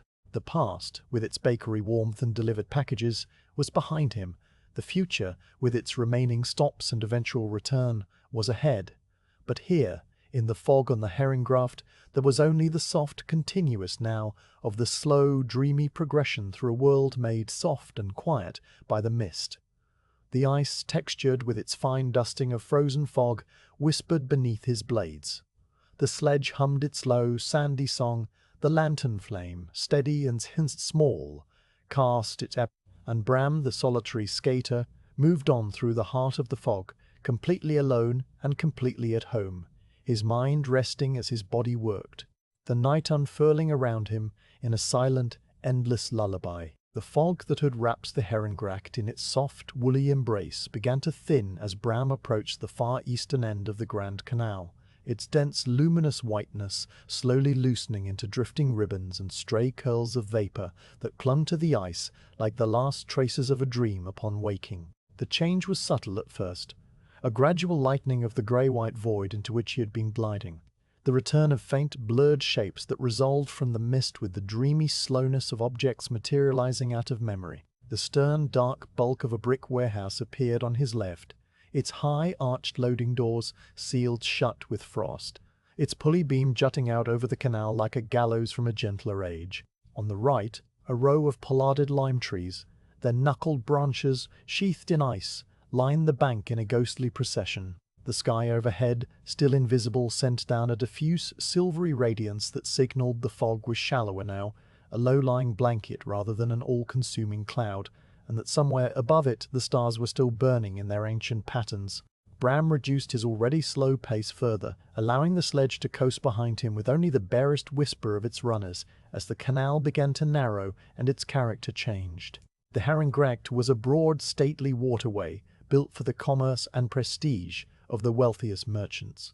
But the shallow arm that branched off from it to the north was a far humbler channel, a remnant of an older drainage ditch that had been incorporated into the town's network long ago. Its entrance was marked by two squat, mossy posts on either bank, their tops rounded and worn, linked by a sagging chain that in summer kept stray boats from wandering in, but now lay encased in a thick, translucent tube of ice, its links frozen solid and immobile. The opening between the posts was narrow, just wide enough for a small rowboat or a skater with a sledge, and Bram angled himself to pass through the center with a single, precise glide. Once inside the shallow arm, the world contracted again, though not with the muffling density of the fog, but with the physical closeness of the banks. This was no grand canal lined with mansion facades. It was a utilitarian cut, its edges reinforced with rough-hewn planks and old moss-covered bricks, its water barely knee-deep in summer and now frozen all the way to its muddy bed. The ice here was peculiar, a milky greenish-white sheet shot through with dark trapped bubbles and the elongated black shapes of dead reed stems that poked up at angles, their brittle tips catching the lantern light. The surface was rougher than the polished ice of the main canals, textured with a fine granular crust that had formed when the last meltwater of a daytime thaw had refrozen around fallen seeds and tiny wind-blown particles of soil. Bram's skates made a soft, sandy shering sound over this ice, a continuous granular whisper that was noticeably different from the glassy hiss of the Haringrecht, and the sledge's runners followed with a low, grinding hum. The banks on either side were crowded with the dead remains of summer's vegetation, tall, dry reeds that had turned a pale, papery gold, their feathery heads intact but frozen stiff and rattling against one another, with a faint skeletal chime whenever a breath of air stirred. Sprawling brambles that were now nothing but tangles of black wire, their thorns dulled with frost, and the occasional skeletal umbel of hogweed, its seed heads forming a perfect frozen geometry of Steindergstag. The air here was different too, carrying a faint cold scent of dormant mud and wet, decaying leaves, an earthy autumnal smell that had been preserved by the freeze and would not change until the spring thaw. At the end of the shallow arm, where the canal simply stopped against a low brick wall, stood the garden gate. It was a small, unpretentious thing, a wicker gate woven from split willow branches, set into a brick archway that opened onto the back garden of a wealthy burgher's house. The gate was perhaps hip-high, intended not for security, but for gentility, a charming rustic touch against the formal lines of the garden beyond.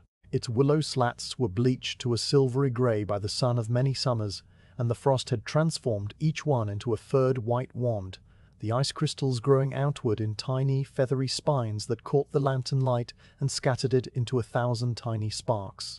A simple iron latch, shaped like a curled leaf, held the gate closed, and the bottom of the gate rested directly on the ice. Its lower edge embedded a quarter-inch into the frozen surface where it had been left to drag.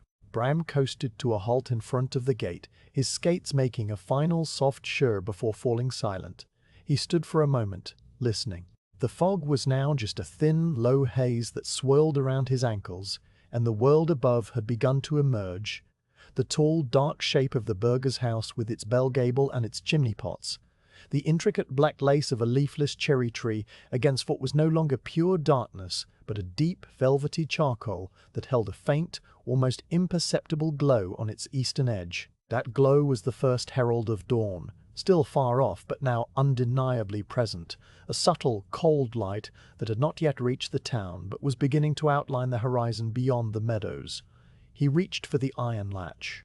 The metal was so cold that even through his thick woolen mittens he could feel its bite, a needle-sharp sting that faded quickly as his body heat seeped into the wool.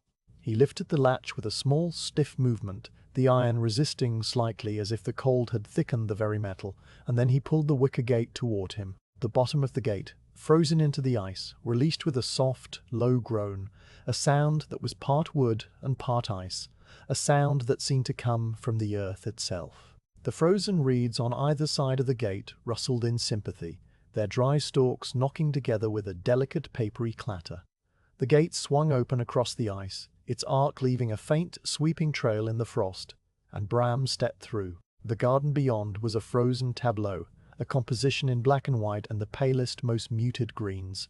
The burgher, a man who made his fortune in Baltic timber, had laid out his garden in the formal style, with precise parterres of boxwood that in summer were clicked into perfect dense cubes and spheres. Now those boxwoods stood as dark, rounded shapes under a coating of frost so thick that they looked like balls of grey velvet, their tiny leaves individually outlined in white. The gravel paths that traced geometric patterns between the beds had disappeared under a skin of ice and frozen snow, their edges blurred into the surrounding mulch of dead leaves. A stone bench, its back carved with a relief of fruit and flowers, sat facing a frozen bird bath, its basin filled with a solid disk of ice that held the ghost of a fallen leaf suspended at its center. A tall, skeletal rose trellis leaned against the garden's brick wall, its canes tied with strips of old cloth that had bleached to the color of bone.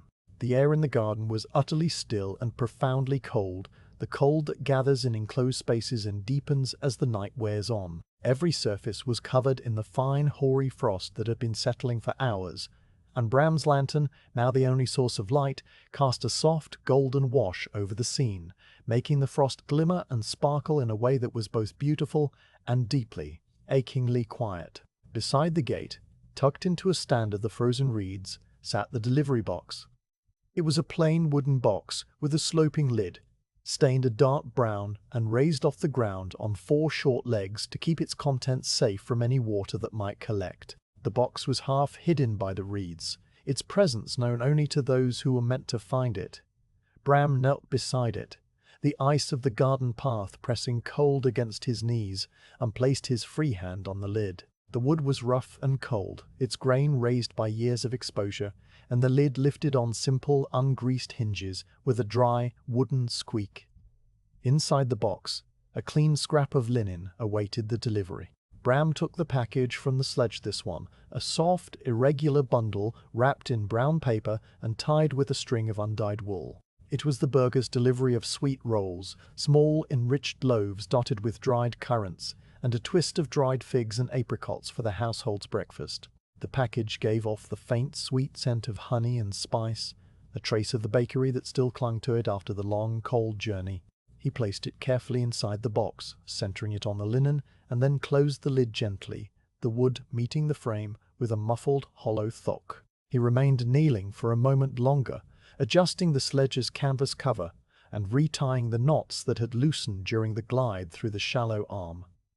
The sledge was noticeably lighter now, only a few packages remaining, and the rope lay in loose, lazy coils on the ice. His breath issued in slow, regular plumes, and the cold had begun to numb the tip of his nose and the exposed skin of his cheeks, a sensation that had become so familiar over the hours that he no longer registered it as discomfort. Then he rose, his skates crunching on the granular ice, and turned back toward the wicker gate. He stepped through, his body brushing against the frozen reeds and setting off a cascade of tiny, silvery chimes as ice crystals fell from their stems. He pulled the gate closed behind him. The bottom edge encountered the slightly raised lip of ice where it had previously been frozen, and he had to apply a small, steady pressure to seat it back in its shallow groove.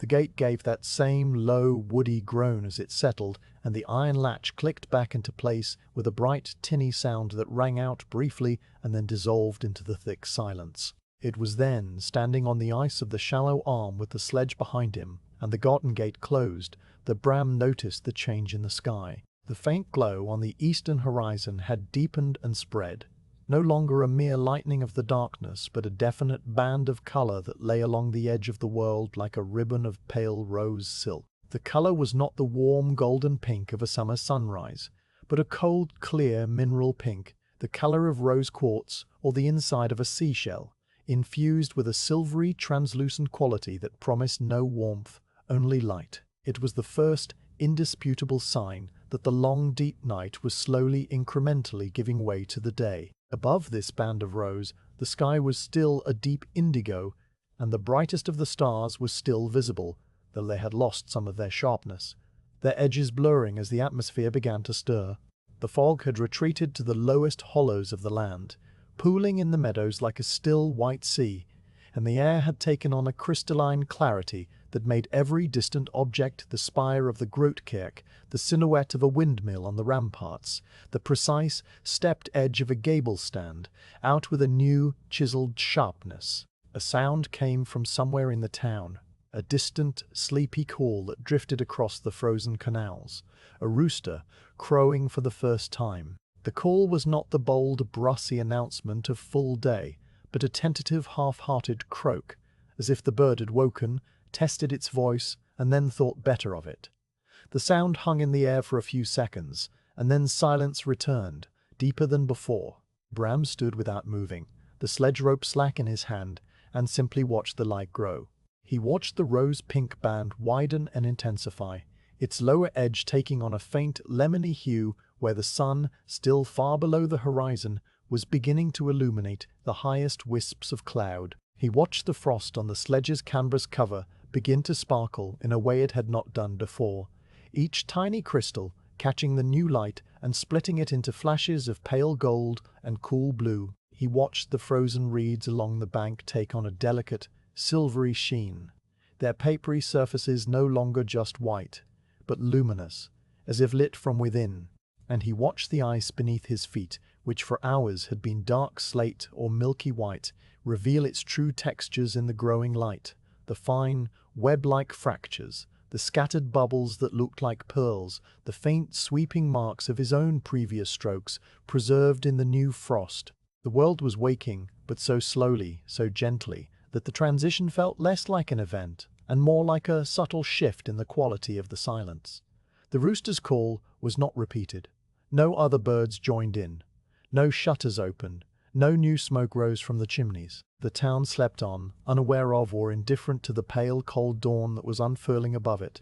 Only Bram, the lone skater in the shallow arm beside the frozen garden, stood witness to the moment, his body still and his mind empty, absorbing the soft, silent spectacle without naming it or thinking about it, simply allowing it to be. After a long while he drew a deep breath of the icy air, which now tasted faintly of the coming day, a cleaner, drier cold that promised hours of pale winter sunshine, and he gave a gentle tug to the sledge rope. The runners scraped softly as they turned, and he pushed off with a slow, effortless glide, leaving the garden gate and its frozen reeds behind. The shallow arm widened again as he retraced his path, and soon the two mossy posts and their frozen chain came into view, the entrance back onto the main network of canals.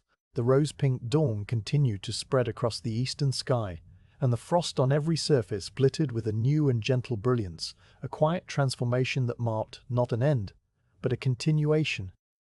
The next slow chapter in the long, peaceful rhythm of the night and the day. The shallow arm with its frozen reeds and its wicker gate receded behind Bram as he glided back through the narrow gap between the two mossy posts, the sagging chain still encased in its thick, translucent tube of ice. The sledge followed obediently, its runners scraping softly over the granular ice at the entrance, and then settling into the smoother surface of the wider canal with a low, contented hum. The fog had now almost entirely dissipated, retreating to the lowest hollows of the meadows beyond the town walls, where it lay in long, flat pools of white that would not burn off until the sun had climbed much higher. Above the town, the air was crystal clear and deeply cold, every edge and surface sharpened by the slow, incremental increase of the dawn light that was now spreading across the eastern sky in bands of pale rose, silver, and the faintest, most delicate lemon yellow. The canal that led from the shallow arm toward the central square was a straight, broad stretch that had once been part of the town's main defensive moat before the walls were pushed outward during the last expansion. It was lined on both sides by a mixture of old and new buildings. A tall, narrow warehouse with a hoist beam projecting from its attic gable, its dark brickwork still holding the memory of the night in its deeper crevices. A row of trim, modern houses with net gables and freshly painted shutters in a sober olive green. And the long, blank side wall of the almshouse chapel, its small arched windows set high and glowing faintly with the candlelight of an early morning prayer that had not begun. No one walked the cobbled quays that ran alongside this canal, and no boats had yet broken the skin of ice that the night had laid down, but the world was no longer the profound, absolute emptiness of the deep night hours. The quality of the silence had shifted. It was now a waiting silence, a held-breath silence, the kind that precedes the first stirrings of a waking household. Bram's skating rhythm adjusted to the broader, straighter canal, his strokes lengthening once again into the slow, full glides that had carried him through the open stretches of the herring rack. The hiss of his blades was crisp and clean in the dry, cold air, the sound travelling much further than it had during the fog-bound hours, and the sledge's runners sang their low, steady shh beneath him. The lantern, still burning on its pole, had become less necessary with each passing minute, its yellow glow now competing with the cool, silvery radiance of the dawn that was slowly, gently washing the colour back into the world. The frost on the rooftops sparkled, the ice on the canal took on a pale, opalescent sheen, and the dark water visible through the clearest patches reflected the rose-pink sky in muted, dreamy tones. Ahead, rising above the rooftops at the end of the straight canal, the belfry of the Wag came into view. The Wag, the old way house, was a sturdy, broad-shouldered building that sat at the edge of the town's main square. Its ground floor, a colonnaded hall, where in warmer months the merchants brought their cheeses, their sacks of grain, and their bolts of cloth to be weighed and taxed. Above the hall rose the tower, a square brick structure of 5 stories, topped with a simple pyramidal roof covered in dark lead sheeting and crowned with a small open lantern that held the town's toll bell. The bell itself was a single, massive piece of cast iron, forged in the previous century in a foundry in the east of the country, its surface rough and dark except where the clapper had polished a bright, silvery patch over decades of ringing. The belfry's clock face, a large pale disc marked with black Roman numerals, faced out over the square, its hands now pointing to an hour that was shortly before the official opening of the town's gates. Soon the bell would be rung, a single deep toll that would signal the start of the business day and the end of the night's quiet. Bram glided past the side of the Wag, where the canal widened into a small rectangular basin directly below the belfry's rear wall. The ice here was rougher than anywhere else on his route. By day, this basin was a busy place. Water-bearers came to collect from the canal, small cargo boats unloaded their goods onto the quay, and the constant foot traffic of porters and merchants scuffed and churned the snow and ice. When the freeze came each evening, those churned-up patches refroze into a textured, uneven surface that was riddled with bumps, frozen boot prints, and the long, jagged cracks where the ice had been stressed and mended. The lantern light, still necessary in the shadow of the belfry, danced and skittered over this rough surface, picking out the details of its texture, the deep, popped marks of a walking stick's ferrule, the frozen ring left by a bucket that had sat too long, the dark, embedded fragments of straw and wood chip from the previous day's commerce. Bram's skates encountered this rough ice with a change in sound, the clean hiss giving way to a crunching, granular shush that rose and fell with each stroke. The little wooden sledge bounced softly behind him, its runners transmitting every irregularity through the rope and up into his waist, as a series of gentle, rhythmic tugs. The jostling made the canvas cover flutter lightly, and set the lantern swaying on its pole in wider arcs, the light swinging back and forth across the ice like a slow, golden pendulum. He slowed his pace, not out of difficulty, but simply to match the conditions, his strokes becoming shorter and more deliberate, His weight centered carefully over the blades to prevent any catching on an unexpected ridge of frozen slush. The basin was empty, as it always was at this hour, but the traces of the day that was coming were already visible. A single wooden handcart had been wheeled to the edge of the quay and left there overnight, its handles pointing upward, its iron-rimmed wheel frozen solidly into a shallow depression in the ice. A stack of empty wooden crates, their slats frosted white, stood beside the cart, waiting for a merchant who would arrive after the bell.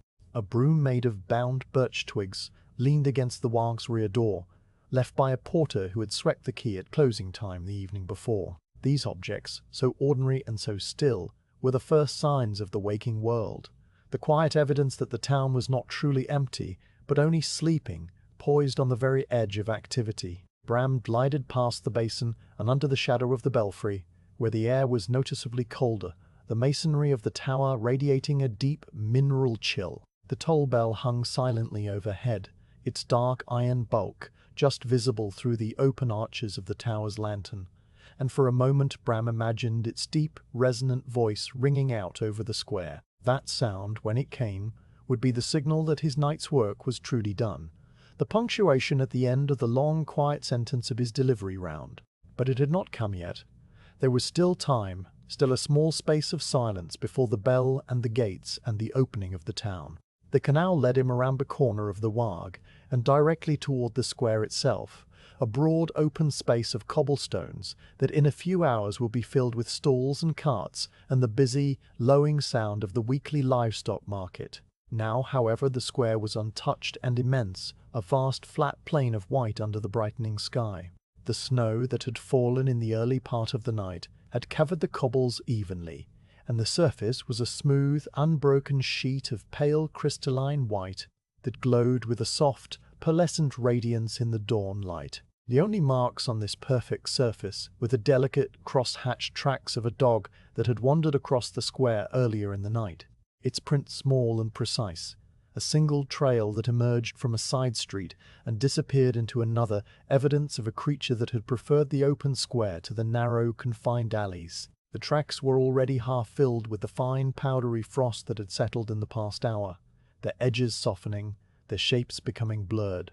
Bram did not cross the square itself. His route took him along the canal that bordered its western edge, a narrow arm that passed directly in front of the apothecary's shop. The apothecary's was a small, dignified establishment, squeezed between a much larger cloth merchant's house and a narrow alley that led to the meat hall. Its facade was painted a deep, muted blue, the color of old indigo, and its shutters were a darker shade of the same, trimmed with simple, unadorned frames. A wooden sign hung above the door, carved in the shape of a mortar and pestle, its gold leaf flaking but still faintly visible in the growing light. The apothecary's door was a stout, dark oak affair, with a secondary, smaller door cut into its upper half as standing door that could be opened independently for quick transactions without exposing the entire shop to the cold. Beside this door, at ground level, was a small, square delivery hatch with an iron pull, a brass plate beneath it reading simply, "Medicamenta." Bram glided to a stop directly in front of the delivery hatch, his skates crunching on the slightly rough ice at the edge of the canal. The hatch was set low, requiring him to kneel once more. He eased himself down onto one knee. The other skate angled for balance and reached for the iron pole. The metal was intensely cold, and a thin, crisp film of ice had formed over the brass plate, which cracked and fell away in tiny, glittering flakes as he touched it. The hatch opened outward on small, well-oiled hinges, revealing a dark, shallow compartment that smelled faintly of dried herbs, vinegar, and the dusty, bitter scent of powdered valerian root. The package for the apothecary was the last of the medicinal deliveries on his route. It was a small cylindrical jar wrapped in a rectangle of thick grey felt, tied with a single string of hemp, the felt covering providing both protection from the cold and a label for the contents.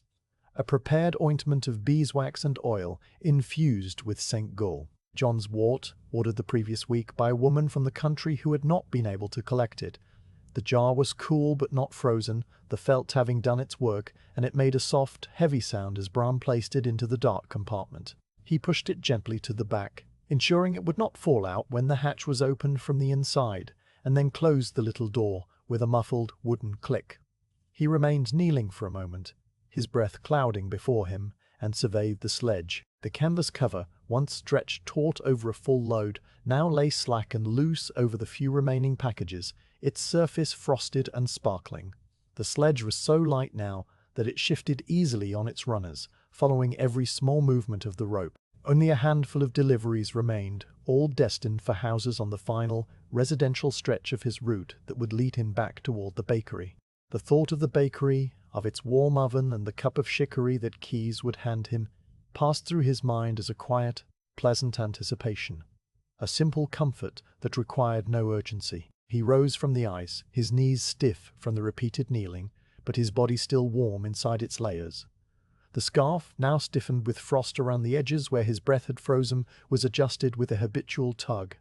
The sledge rope, light and slack, was gathered in his hand, and then he pushed off from the apothecary's shop, the blades hissing over the ice with their familiar, rhythmic whisper, the sledge following behind like a feather on a string. The narrow canal led him away from the square and into a tighter, more residential network of waterways, where the houses were smaller and more crowded, their gables leaning together as if sharing secrets. The dawn light, now a definite, luminous presence that filled the entire eastern half of the sky, began to touch the rooftops and the upper windows, painting the frost with a silvery, shimmering glow.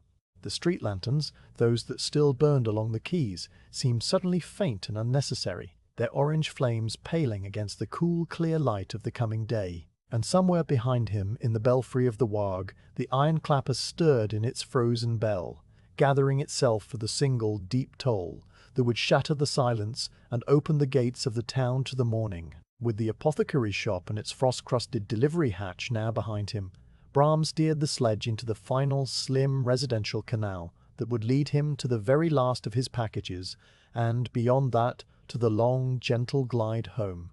This canal, known locally as the Klein Linnbahngracht, was one of the narrowest in the entire town, a slender ribbon of ice that threaded between two rows of small, crowded houses whose gables seemed to lean toward one another, like old friends conferring across a fence.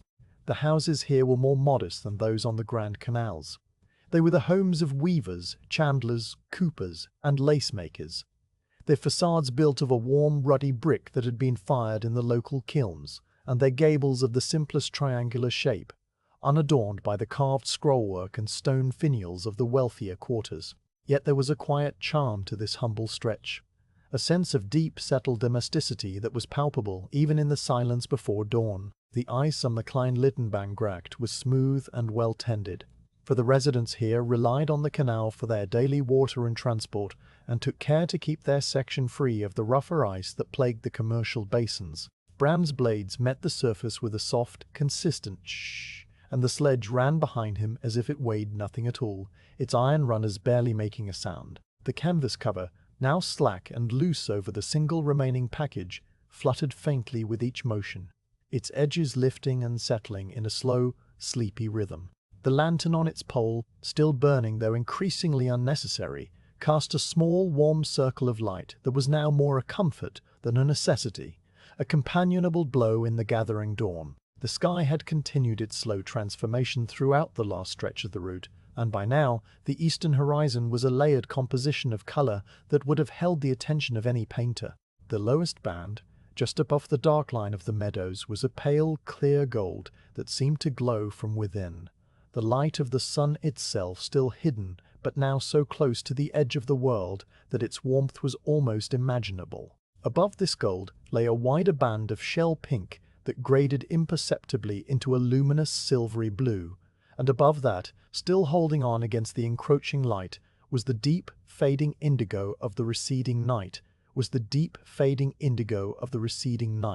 in which a few of the brightest stars still flickered. The overall effect was of a slow, silent symphony of light, a crescendo played out over hours in the most gradual, patient tempo imaginable. Against this brightening sky, the roof limes of the Klein Linnbahngracht stood in sharp, precise silhouette, every chimney pot, every weather vane, every small dormer window rendered with a clarity that the deep night had denied them. The frost on the rooftops sparkled with a million tiny points of silver and pink, and the dark sleeping windows reflected the dawn in muted, dreamy tones.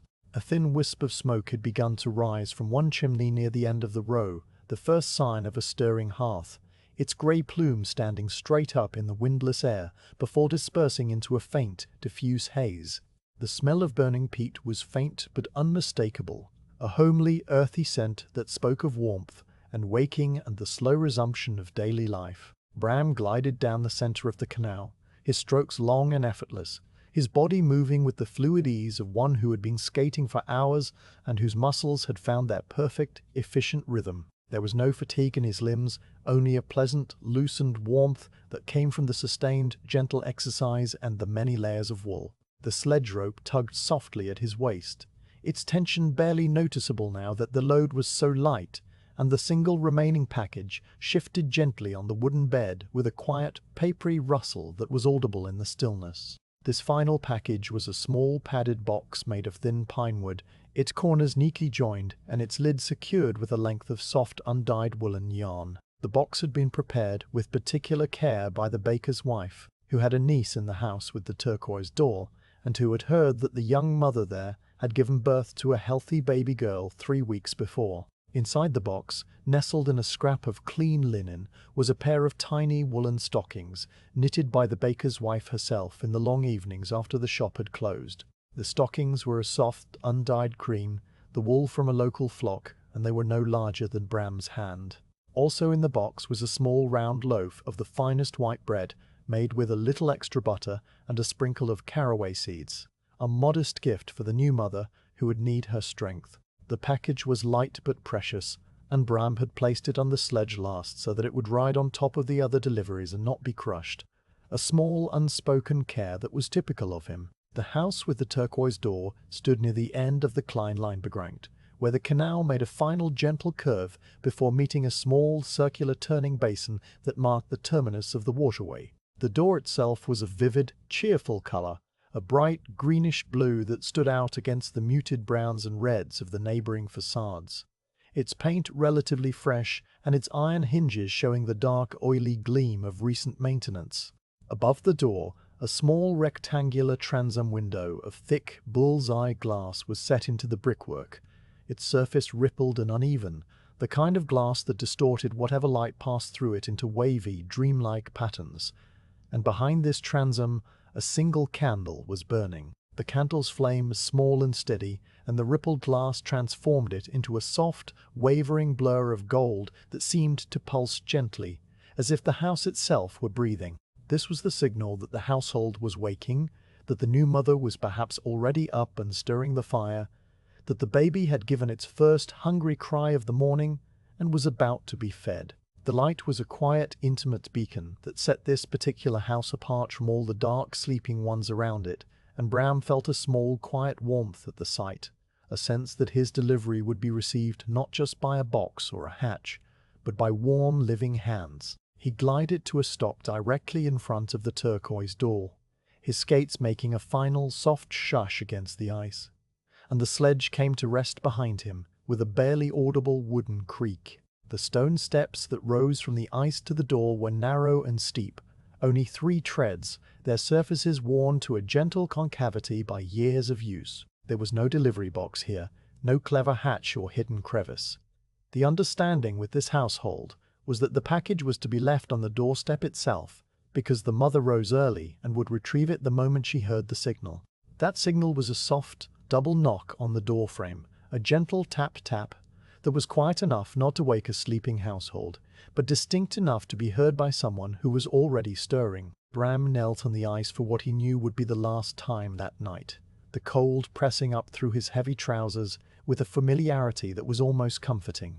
He unlashed the canvas cover with slow, deliberate movements, the last 3 knots coming undone easily, the stiff fabric folding back to reveal the sledge's empty bed and the single padded box that remained. He lifted it with both hands, feeling its light, delicate weight, the pine wood smooth and cool under his mittens.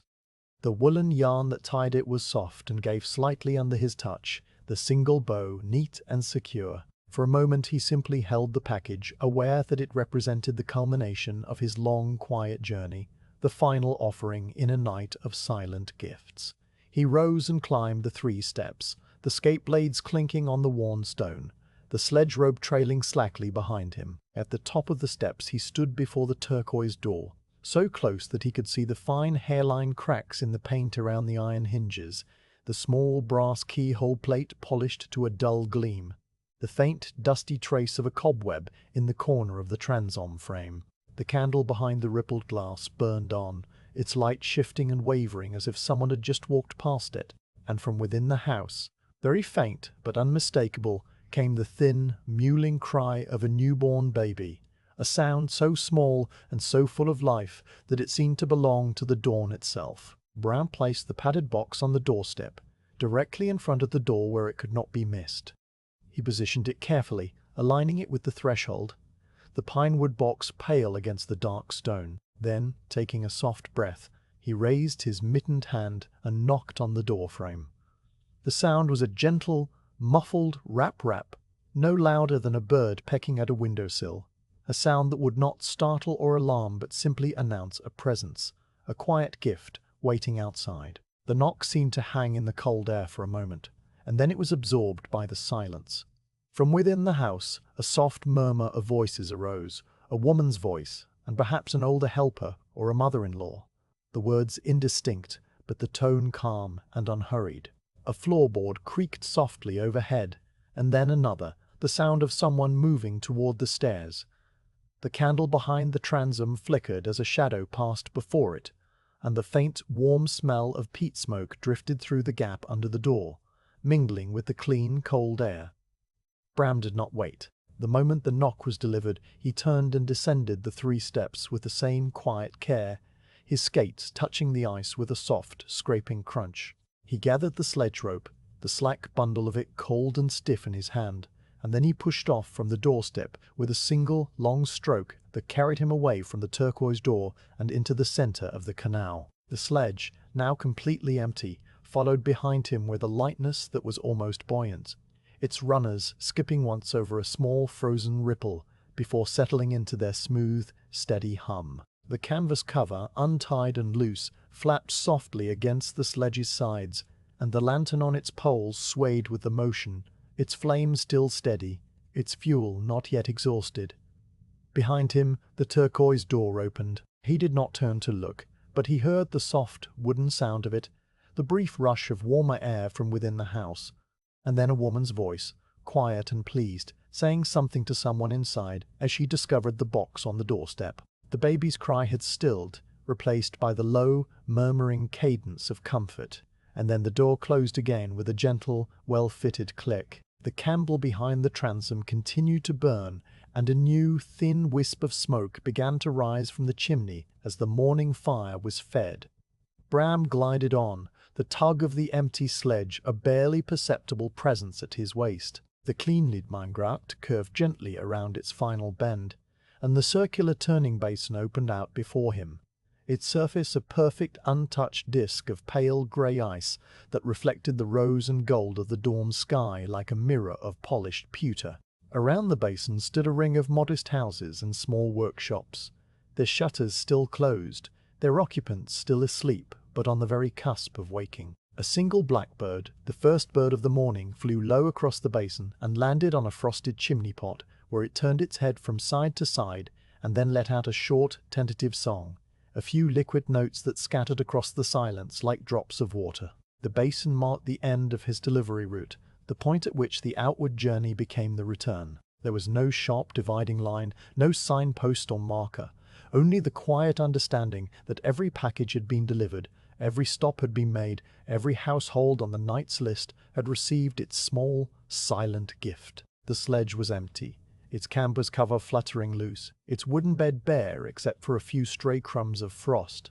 The rope was slack, the lantern still glowed, and Bram's body, though tired in a deep, satisfied way, was still moving with the same slow, steady rhythm that had carried him through the hours of darkness. He entered the turning basin in a wide, easy arc, his skates tracing a single unbroken curve across the virgin ice, and then he straightened out and aimed himself toward the canal that would lead him home. The sky continued to brighten above him, the gold spreading upward and outward, the pink deepening to a soft, warm rose, the indigo retreating to the far western edge. The stars were gone now, every one of them, and the world was entirely given over to the slow, silent spectacle of the winter dawn. The blackbird on the chimney pot sang again, a longer, more confident phrase, and from somewhere distant, across the rooftops, another bird answered. The town was waking gently, quietly, in its own unhurried time, and Bram, the solitary skater with his empty sledge, glided through the center of it all, his night's work complete, his heart calm, the long, peaceful glide home stretching out before him like the final, quiet chapter of a very long and very gentle story. The circular turning basin at the end of the Klein Littmanngrat released Bram from its quiet embrace as smoothly as it had received him, its pale, mirrored surface giving way to the narrow, straight channel that would carry him toward the older part of town and, eventually, back to the bakery on its cobbled street. The sledge, now entirely empty of its cargo, skimmed behind him with a lightness that transformed its every motion, the iron runners barely kissing the ice, the wooden frame responding to each subtle shift of the rope with a delicate, almost playful buoyancy. The canvas cover, unfastened and loose, rippled in the cold air like a slow, heavy flag, its edges lifting and settling with a soft, rhythmic flup, flup that was the only new sound in the otherwise familiar chorus of hissing blades and creaking wood. The lantern on its pole continued to burn, though its flame was now so pale and so thoroughly outshone by the rising dawn that it seemed less a source of light than a small, warm memory of the darkness that had passed. The sky had completed its slow transformation, and the full, cold glory of a Dutch winter dawn now lay across the heavens in bands of colour that would have seemed painted if they had not been so alive, so subtly shifting in tone and intensity. The eastern horizon, just above the dark, flat line of the frozen meadows, was a blaze of pale gold, a clear, lemony radiance that grew brighter with every passing minute, but never crossed into harshness. Above this gold, the shell pink had deepened into a warm, bruised rose that stretched across a full quarter of the sky, its lower edge blending into the gold and its upper edge dissolving imperceptibly into a luminous, silvery blue. That blue, in turn, deepened as it climbed toward the zenith, becoming the clean, pale cerulean of a cold winter day, entirely cloudless and perfectly still. The stars had all retreated, and the last trace of the night's indigo clung only to a thin strip along the far western horizon, where it would linger for another hour before finally yielding. The total effect was of a vast, silent dome of light, under which the frozen town lay like a miniature world preserved in crystal. The ice, which for so many hours had been a dark slate or a milky, opaque white, now revealed its true character in the growing illumination. Every texture, every flaw, every delicate pattern that the freeze had created was visible with a new, chiseled clarity. The long, sweeping scratches left by other skaters from previous days crisscrossed the surface in elegant arcing lines that caught the light and glowed like threads of silver wire. The fine, web-like fractures that had formed when the ice contracted in the deepest cold branched across the channel in intricate, crystalline patterns, each one a tiny, frozen lightning bolt. The patches where the ice was clearest and darkest acted as windows into the still, murky water below, where the occasional sluggish drift of a dormant fish or the slow sway of a waterweed could be glimpsed in the brief instant before the angle of the light changed and the window closed. The frost that had been deposited by the earlier fog lay as a fine velvety dust over everything, each crystal catching the dawn and splitting it into minute flashes of rose gold and cool blue, so that the entire canal seemed to sparkle with a gentle, understated brilliance. Bram's skating strokes lengthened into the fullest, most graceful glides he had made all night. There was no longer any need to conserve energy or to navigate narrow passages with caution. The channel was straight and familiar, the ice was smooth, and his body, though deeply tired in a way that felt more like contentment than exhaustion, still possessed the practiced ease that came from years of these nocturnal deliveries. Each push sent him forward in a long, sustained float that lasted many heartbeats before the next stroke was required, and during each float the world seemed to slow around him, the gabled houses passing in a gentle, stately procession, the sledge following like a faithful shadow. The rhythm of his breathing, the swing of his arms, the flex and release of his thighs, all had merged into a single, seamless motion that required no thought, only presence. His mind, freed from the small, attentive tasks of delivery, drifted in a state of quiet reverie, noticing the details of the waking world without naming them or forming any opinions about them, simply allowing them to pass through him like light through a window pane. The houses along this stretch of the canal were stirring. The first true signs of morning life were beginning to appear, small, gentle indications that the long sleep of the town was drawing to its natural close, and each one registered in Bram's awareness as a soft, passing note in a slow, ambient melody. A shutter on an upper window swung open with a creak of old hinges and a brief wooden clack as it met the brick wall, and the indistinct shape of a woman in a white cap leaned out for a moment to test the air and glance at the sky before withdrawing back into the dim interior. A trickle of pale grey smoke had begun to rise from a chimney near the bend, its plume straight and steady in the windless air, and the smell of burning peat, so familiar and so homely, drifted across the ice in faint, intermittent wafts. From within the stable yard of a large merchant's house came the heavy, blowing snort of a Brabant horse, a deep, warm sound that carried clearly across the cold air, and the responding clatter of a wooden bucket being set down on cobblestones. A door opened somewhere, then closed again with a soft, firm thud, and a voice too distant for words, but carrying the cadence of a morning greeting called out, and was answered by another. All of these sounds and movements were subdued, muted by the cold and by the lingering hush that always attended the first moments after waking. The town was not yet bustling. It was only just beginning to stretch and blink and take the first tentative breaths of the day. Bram moved through this gentle stirring like an unseen observer, his passage along the canal so quiet and so unobtrusive that the few souls who were awake did not notice him.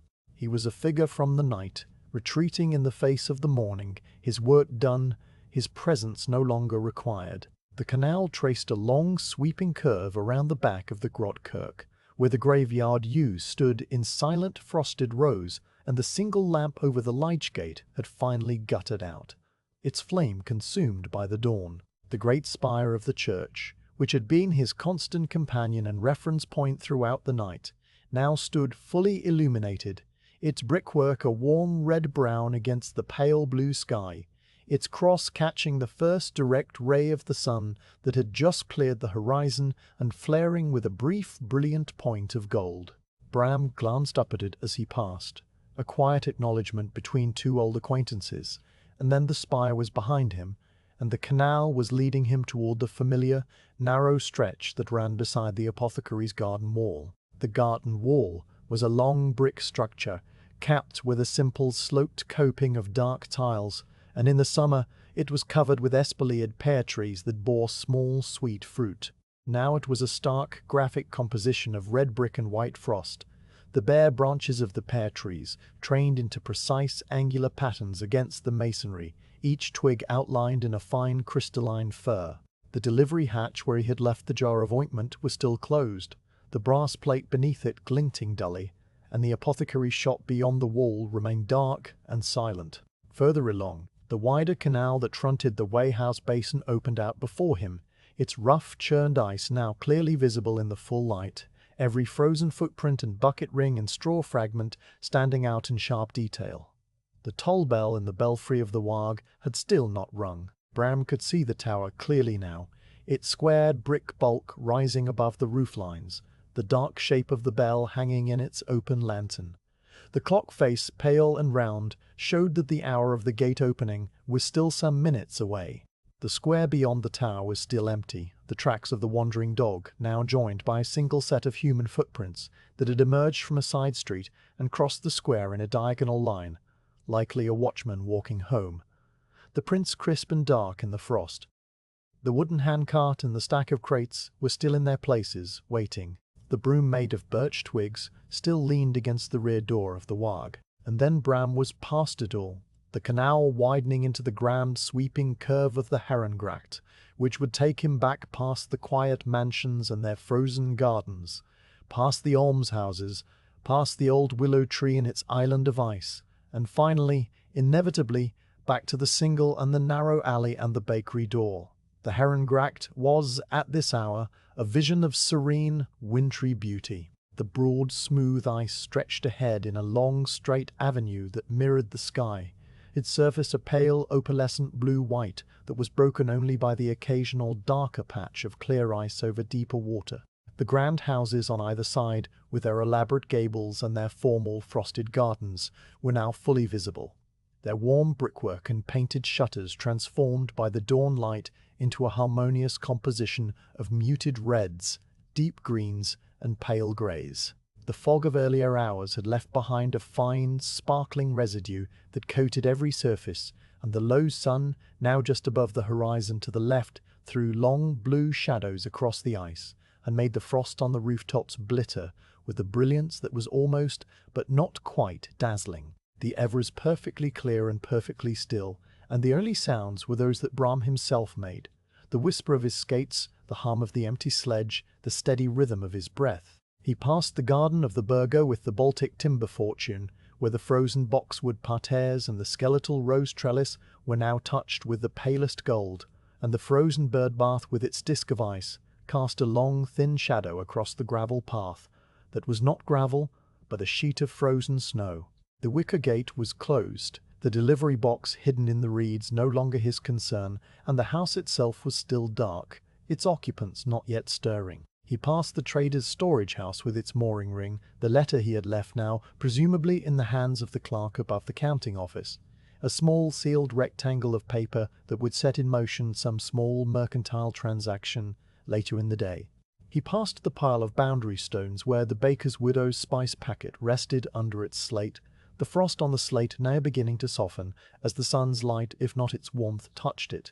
At each of these places, now familiar landmarks of a journey that was drawing to its close, Bram did not stop or slow. He simply registered them as they passed, a quiet acknowledgement of tasks completed, of a long, silent circuit that had been closed loop by loop throughout the night. The sledge, so light now that it barely touched the ice, skittered slightly as he crossed a patch of rougher ice near the entrance to the almshouse canal, and he steadied it with a gentle, practiced tug of the rope, his wrist flicking in a movement so automatic that it required no interruption of his glide.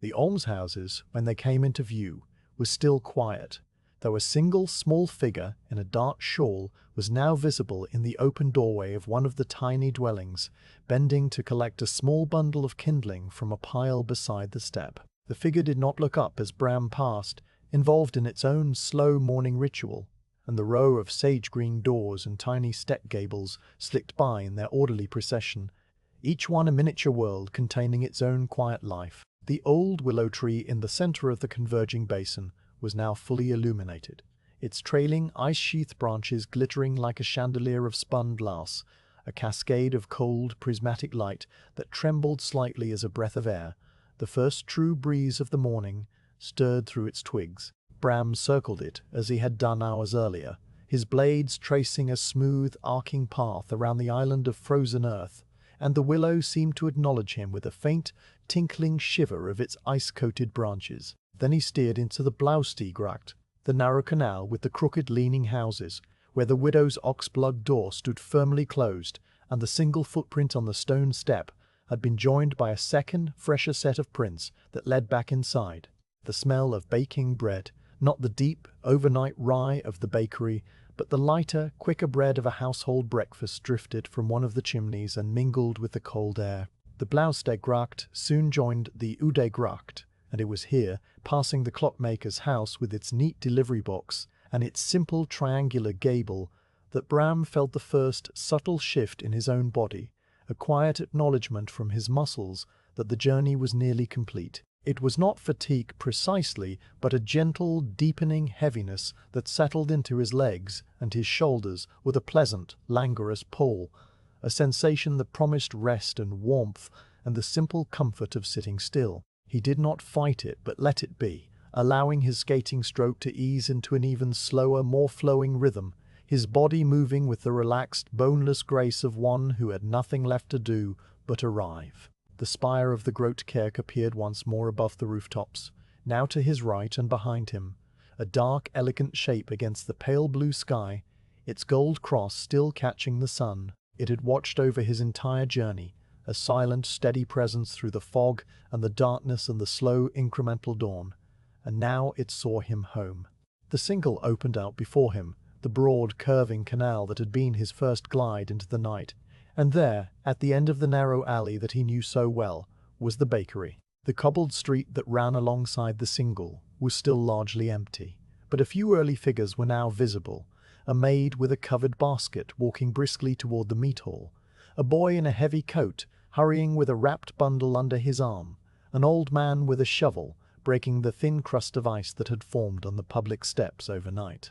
The sounds of the town were beginning to swell, the distant clop of hooves on cobbles, the low creak of cartwheels, the murmur of voices, the clatter of a shutter being propped open, the bark of a dog greeting its owner. But these sounds were still subdued, still part of the gentle, gradual waking that had been unfolding for the past hour, and they did not intrude on the quiet that Bram carried with him. He glided to the edge of the Singel, to the same stone ramp where he had first strapped on his skates and pushed off into the darkness hours ago.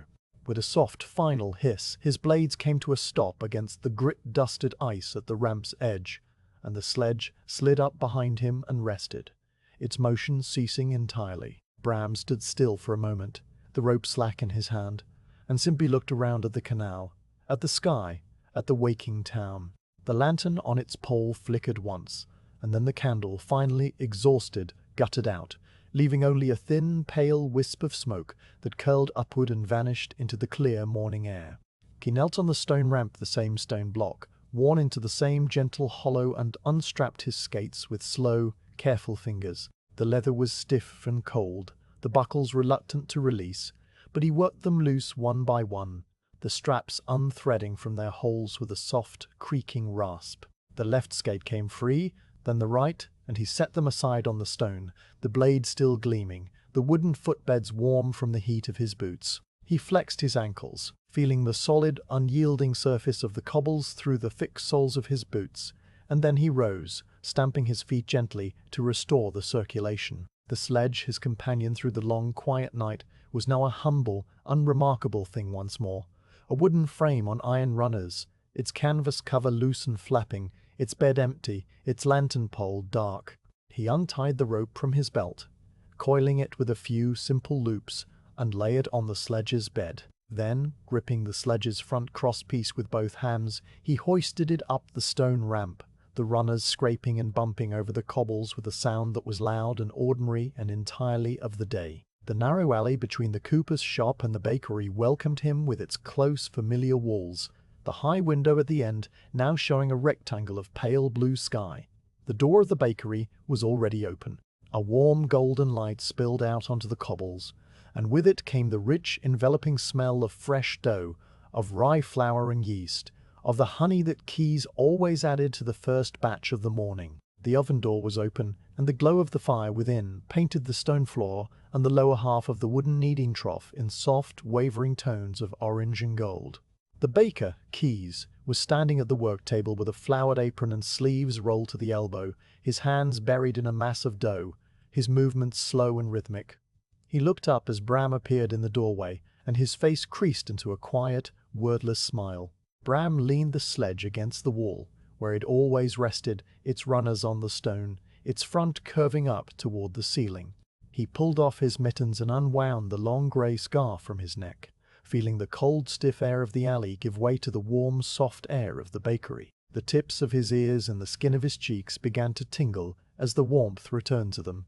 He stamped the last of the frost from his boots, the small, white crystals scattering on the flagstones and melting almost instantly into tiny dots of water.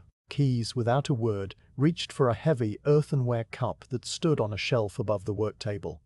He filled it from a small black kettle that simmered on a trivet near the oven door, and the dark, dark liquid that poured out was chicory, brewed strong and steaming. He handed the cup to Bram, who took it in both hands, feeling the heat transmit through the thick, rough clay and into his palms, radiating up his wrists and through his arms and into his chest. The steam rose from the surface of the shikari in soft, gentle curls, and the smell was bitter and rich and deeply comforting.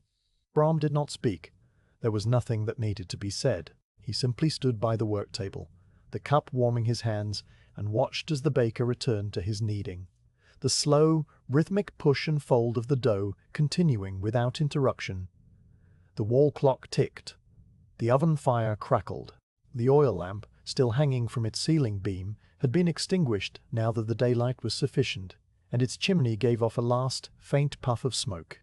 The sledge rested against the wall, motionless, its long night's journey over. Outside, the town was waking fully, the toll bell in the belfry of the Wag finally beginning its slow, measured ringing, the sound deep and resonant and surprisingly gentle, spreading out over the frozen canals and the frosted rooftops, like a final, sonorous blessing. And inside the bakery, in the quiet warmth, Brahm drank his chicory and let the deep, peaceful heaviness of a night's work completed settle over him like a blanket. The ice, the stars, the fog, the dawn, the soft, whispered shh, Harry's blades over the frozen canals, all of it was already receding into memory, becoming something that had happened in a dream, a long, silent glide through a sleeping world that would soon forget his passing.